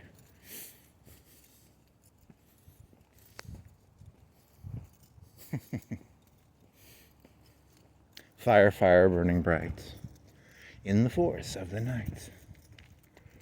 A neighborhood watch. Hey, you better report me. I've got a fedora. I'm a shadowy figure. I got a fedora. I need to wear a fedora and get a trench coat and just walk around, paint my face black, and have white eyes. I get like white contacts, and and just walk around. A black trench coat, a black fedora, I get that. There's a paint called like super black paint. It's the blackest paint that exists. It actually sucks up light. I would buy that paint. I'd paint my trench coat black. It's called like super black, or it's expensive paint. It's like, it might be like $100 a gallon. It might be more than that. I don't even know. It's expensive paint. I paint my trench coat in that black, and I paint my fedora, and I paint my face in that black, and I get white contacts. I just walk around. That's pretty cool. There's a Halloween idea for you kids. It's called unusual suspects. Yes, suspicious person sign guy. I'm suspicious sign guy. Suspicious sign guy. Suspicious sign guy. He actually has a name. Did you know he's got a name? I bet he does. You just call him suspicious sign guy, but he's got a name. His name is, I don't know. Okay.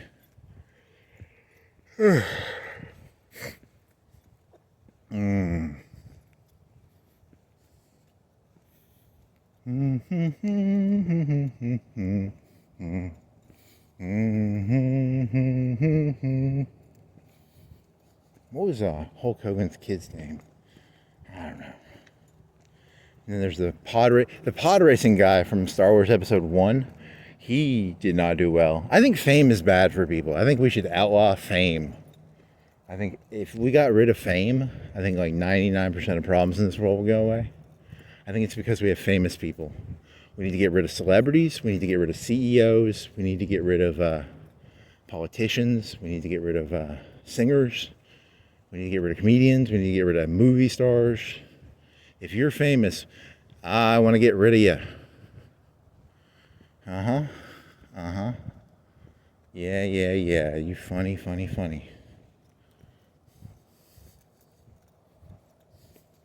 You're so funny, missa. Missa, make funny joke. Missa, make funny joke. Missa, make funny joke. Missa, make funny joke. Missa, make fun. Yeah, you're not going to remember the name. It was Gaslight Challenge. You're going to forget that. Like, I swear to God, I'm going to get back and I'm not going to remember any of this. It's all just going to go in one ear and out the other. I have a recording. I'm not going to listen to this fucking shit. I can't stomach this. I can't stomach my own voice. I can't. It's terrible. It's the reason, if I cloned my kids, I'd fucking just like dump them at an orphanage. I'd be like, get the fuck away from me, you things. Ugh. A man dumps 1,000 orphans over the United States. Have you ever looked in the mirror? Like, seriously, if you're listening to this, go look in the mirror. Seriously, you don't want to look in the mirror. So, imagine other people have to look at that, and you'd be like, ugh, yuck. Yuck. Yuck Yucks is a comedy club. Never been to a comedy club. I need to go to a comedy club. There's no comedy clubs around here. Maybe there are. There's probably one in Huntsville. I could do my Florence to Huntsville center of the earth joke. They would love it. There's a bunch of engineers in Huntsville, so you know some engineer would be like, hey, that's like the literally stupidest idea I've ever heard. Here's why, and he would give like all these engineering reasons, and then I'd be like, I didn't hear you. What did you say? I'm gonna keep doing that joke. I don't give a shit. It's a great joke. Your engineering concerns have nothing to do with my joke to the center of the earth and back to travel 60 miles. 16,000 mile trip to travel 60 miles. Nice.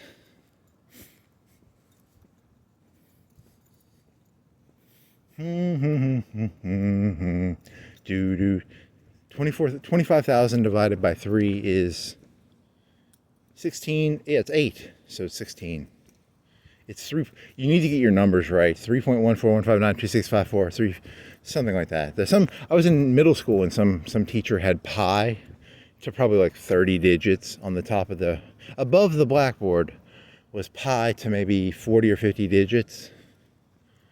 And I think I had some of it memorized. 3.141592654. That's the farthest I know it. But it went farther. It was probably like, pi goes on forever. There's always more pi. Whenever you're in a bad mood, just remember, there's always more pi. There's always more pi. There's pi at the end of the tunnel. There's pi at the end of the tunnel. It's a pi that doesn't end. It goes on and on, my friend. Some people started calculating it, not knowing what it was. Now they keep on calculating it just because it's pi. It's irrational. Pi is irrational. It's a rational number? No, it's a... there's two types of numbers. There's numbers that terminate and there's numbers that don't terminate. So they terminate, like 1 out of 4, like 1/4 is 0.25. It terminates. Right? Or if you're a math teacher, you know the word I'm looking for. I don't do that much math, so I don't know. Is it irrational or no? I think it's rational and irrational numbers, right? Or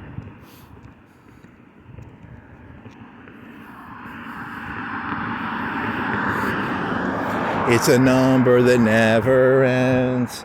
It goes on and on, my friend. Yeah. That's a good one. It's a good song. Some people started calculating it, not knowing what it was.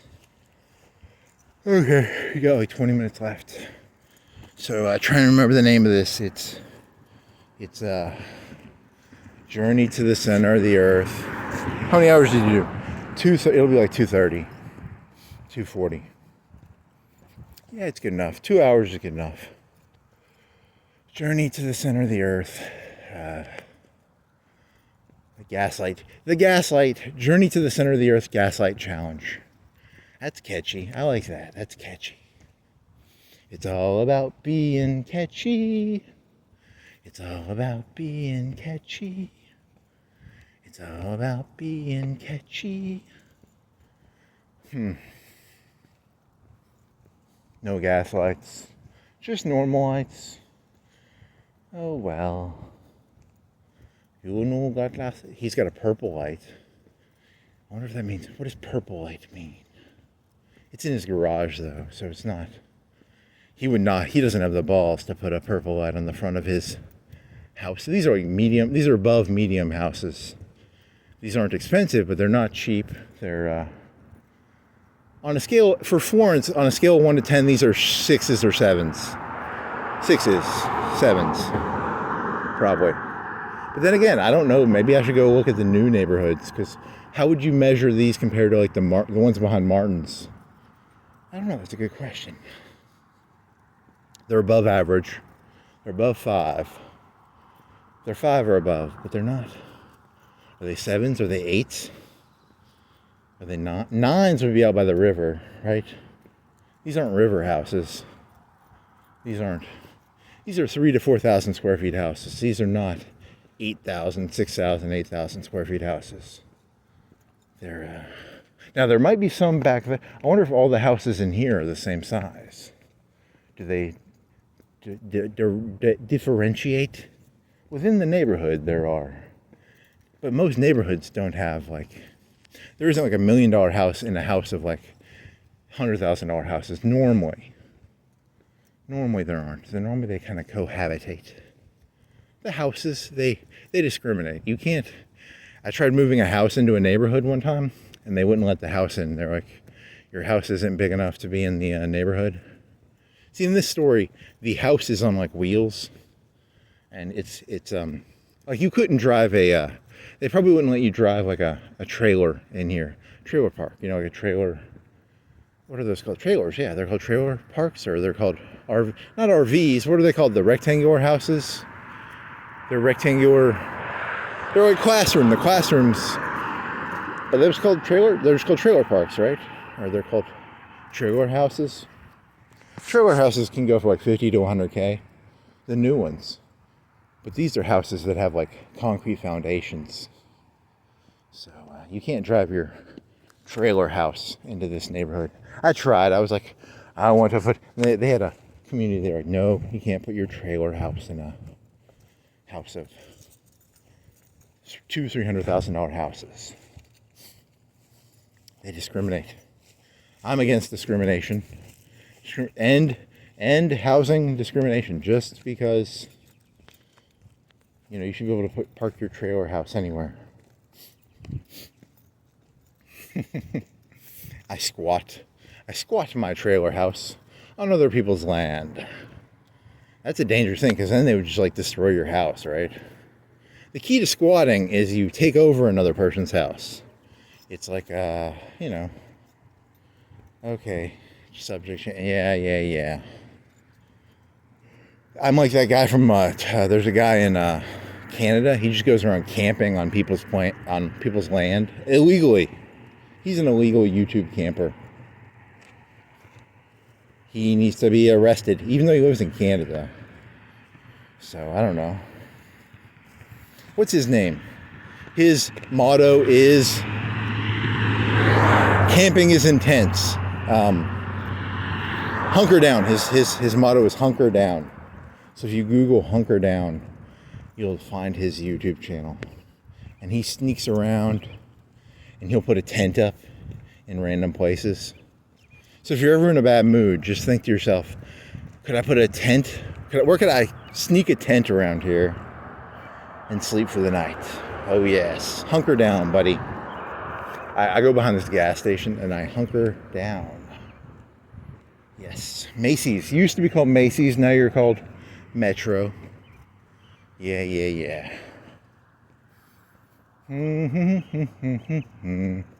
Tents, tuxedos, special events.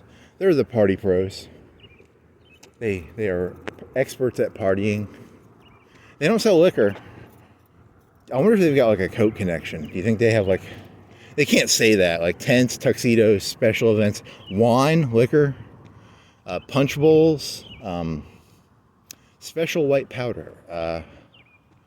Do you want some mescaline?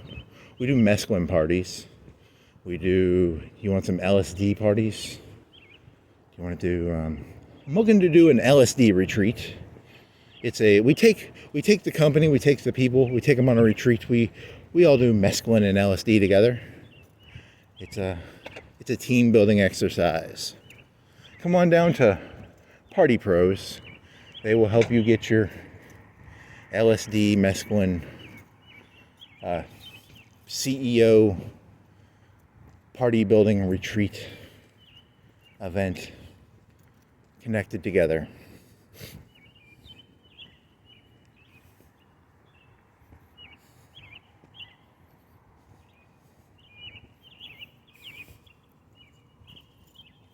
Bingo game night, Sunday, May 3rd, March. They were selling devil's food and angel's food, right? Now they're selling bingo. I liked it when they had they said, they used to have this one little aphorism. God is everywhere, so pray everywhere. I want that back. I say bring back the cool one. The cool one was, God is everywhere, so pray. It tingled my pantheistic, deistic sensibilities. I'm a sensible deist. I'm a sensible pantheist. Yes. As long as the gods are not doing miracles on earth, I'm okay with the gods, as long as they're deistic and pantheistic. Now here's what's scary. What if you start turning on the TV and like Newsmax and Fox News and CNN, Obama did a miracle. Trump does a miracle. There's like the White House dinner. Donald Trump did not have enough food, and he took the loaves and fishes, and because we need a president who can do miracles. Can Obama do fishes and loaves into multiple CNN will be in on it. CNN will like smuggle in some fish and some loaves. Fox News and Newsmax will sneak in some loaves and fishes. And but the people on the bottom will be like, wow, a miracle. That is when your country's fucked. When your leaders are doing miracles, that's when things are bad. Stick with the deism, please. Stick with the pantheism. I can handle that. I cannot handle miracles. Miracles would scare the Imagine actually seeing a miracle. That would be terrifying.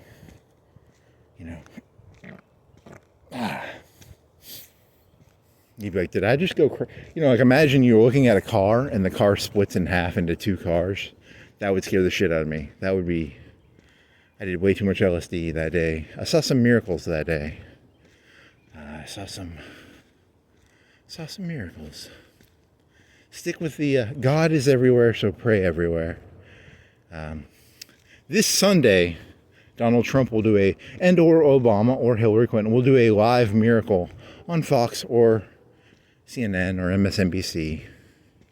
Holy shit, that is the future. 5-10 years from now, he says that as a joke. That's what's going to happen. It's going to be tune in live. State of the miracles. State of the Union turns into State of the Miracles. State of the Miracles. Yeah, this is going to get bad, man. This is going to get really bad. I can smell the wind. The wind. I can feel the wind blowing on me, and it is not good wind. Or I'm just crazy. I'm probably just crazy. He's crazy. He's crazy. He's filled with insanity. He smells the insanity because crazy glue. I was doing the crazy glue joke. That was one of my first jokes. It was, I sniff crazy glue. Now all I smell is crazy glue. That ties this very well together, right? The crazy glue connects this entire night together. I was trying to find a thesis that would connect the night together. And I got crazy glue. I got crazy glue to the center of the earth. Gaslight challenge. There you go. If you can remember that, he's going to forget it. Yeah, I have a notebook. Let me write that down. Because I was telling myself this earlier. I was like, you need to write this shit down. Because you ain't going to remember any of it. I forget everything, man. It's hard to remember any of this shit. My brain is so fucked up. It's like, let me write that down so I can pretend to be... I'm trying to pretend to be smarter than I am. So, it's a lot of work. It's so much work pretending to be smart when you're stupid. It's so much fucking work. I turned my phone... I was walking around and I turned my phone off by accident the last time I did something like this. Do I put my phone down? I put my phone down when I do this. Put my phone down. So I don't fuck this shit up. Journey to center of... You're writing very illegibly. Earth. Gaslight. Yeah, this is very illegible. Your writing looks insane. I need to write better. Gaslight. Journey to center of Earth. Gaslight. Sniffing glue. It was crazy glue. Yeah, there you go. That's genius. That'll save. That's the. I'll get the Nobel Peace Prize. I'll get the writing something for that one, right?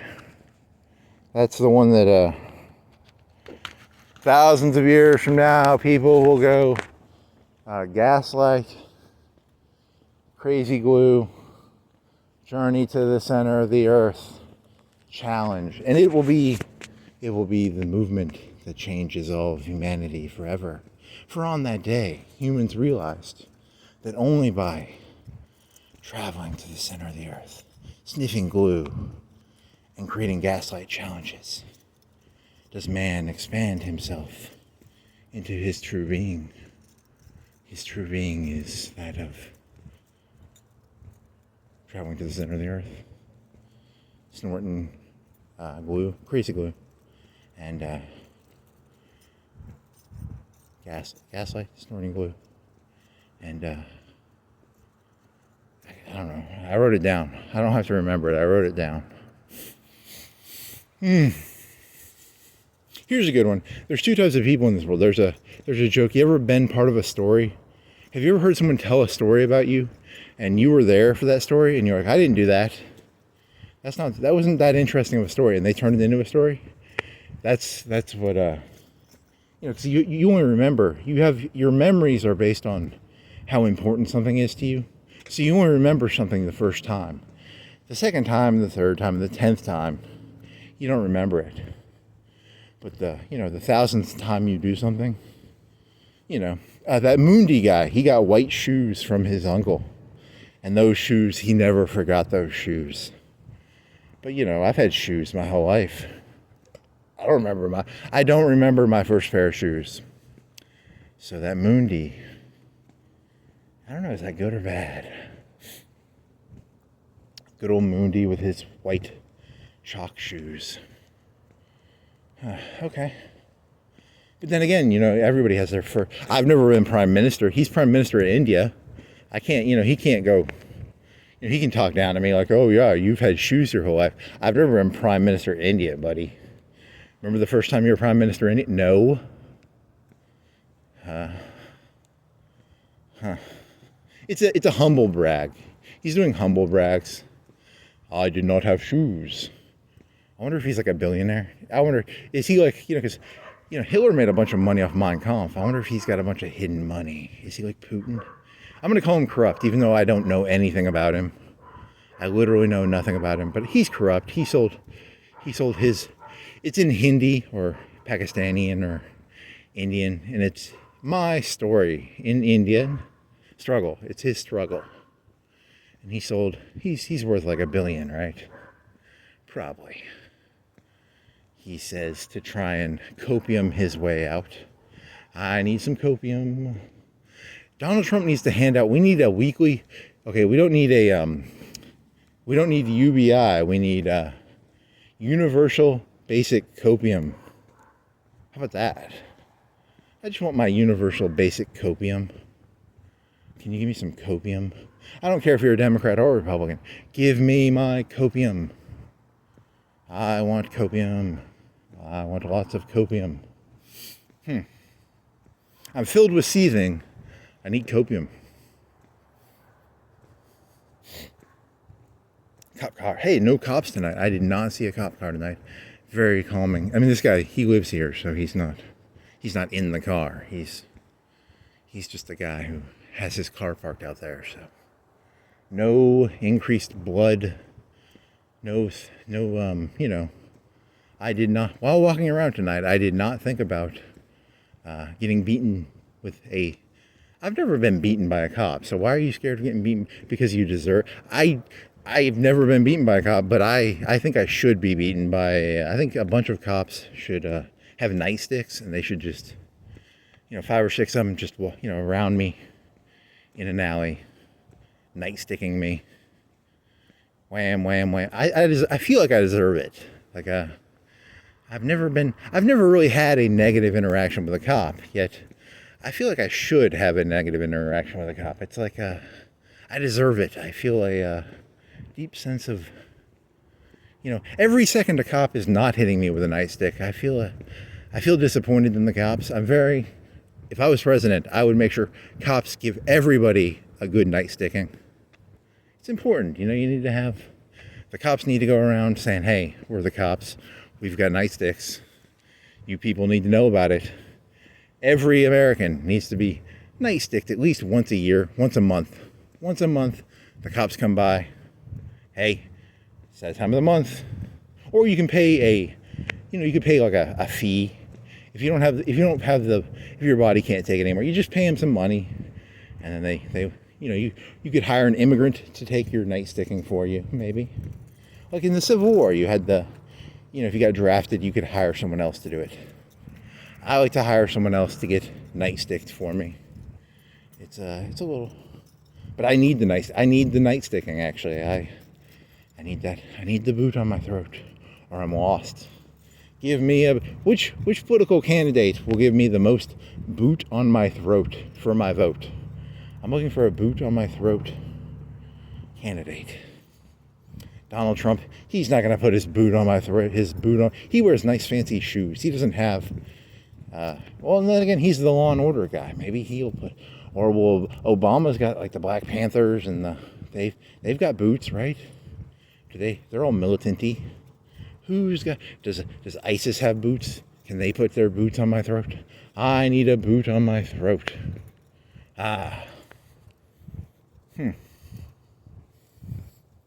That's sarcastic. That's stupid. That's just did I see the moon? No, that's the water tower.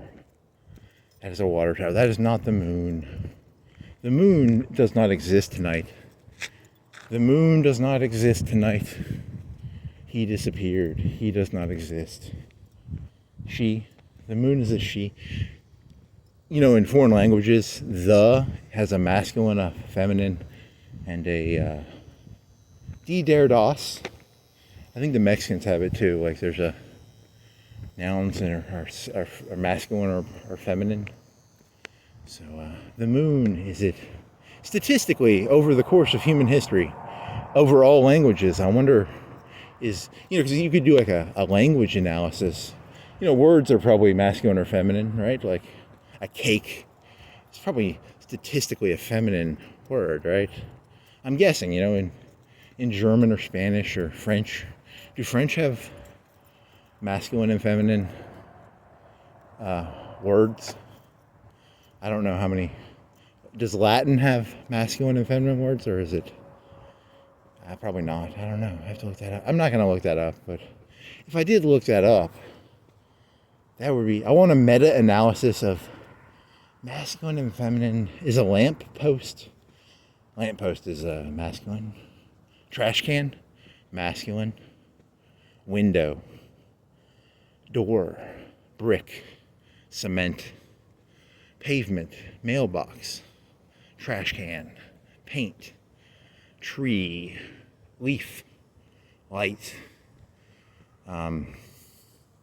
He's just naming things he sees. Doofus. Is doofus a masculine or feminine noun? Yeah.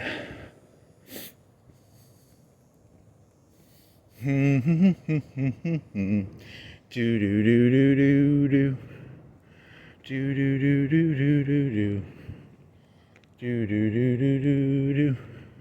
I think this is what the world needs. It needs 8 billion people with no emotion just walking around, just expressing their thoughts without agenda. No screaming, just here's cement.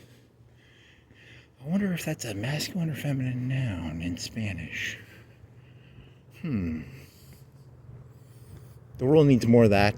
Less, no more of these people all angry, You were thinking of that John Kerry.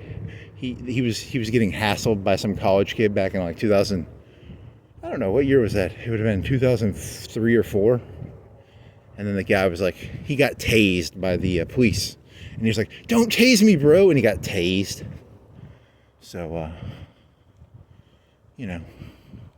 no more screamy faces. Everybody just walks around. There's a light.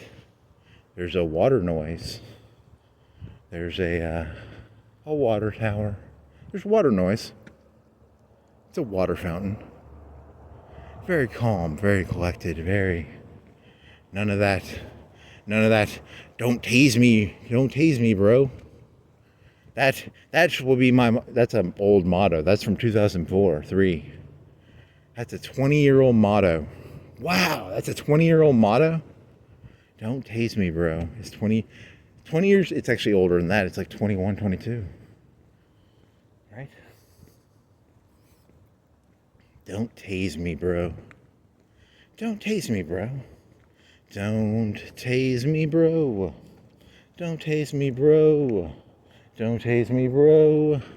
That would be a good YouTube channel name. Don't tase me, bro. Meditations on life. Don't tase me, bro. There you go. If I was going to condense all of life into one motto, it would be, don't tase me, bro. Don't tase me, bro. Don't tase me, bro. What a lefty, you know, he's John Kerry, that guy was probably he was like a Yale student or a Harvard student. Or some lefty. The left tases itself. The left doesn't eat itself, it tases itself. I wonder what question he asked. I don't even know. He asked, he was being disruptive, so he got tased. Don't be disruptive. If you are disruptive, you will get tased. You will get beaten with nightsticks. You will be, I don't know. But I need the nightsticks make me feel real. I only feel real when getting hit with a nightstick or being tased. I've never been tased. I wonder what that feels like. I bet it just makes you lose control. Isn't it like one of those things where you just shit yourself or piss yourself if you get tased? You know, is it painful or is it just like you seize up? It's probably a seize up feeling.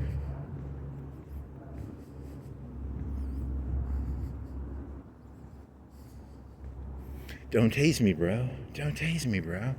Don't tase me, bro. That is good. I'm going to get that tattooed on me. I'm never going to get a tattoo. But if I ever got a tattoo, that would be a good tattoo. Don't tase me, bro. I'm not your bro, friend. There you go. So it starts off as, don't tase me, bro. And then it turns into the South Park joke of, I'm not your friend. I'm not your bro, buddy. I'm not your buddy. Ho, bro, ho, slow-mo. Okay, you're done. The neighborhood I'm in has one gaslighter. Just one gaslight. There's probably 30 houses, 20 houses, one gaslighter. Besides me, I mean, I'm a gaslighter, but, yeah, he gaslights. Okay, I'm done. That's the ending of this video. The ending, 2 hours and 42 minutes. And you got a title. You might have a title. Are you going to add, don't tase me, bro, to the end? Because I do like saying that. It is fun to say.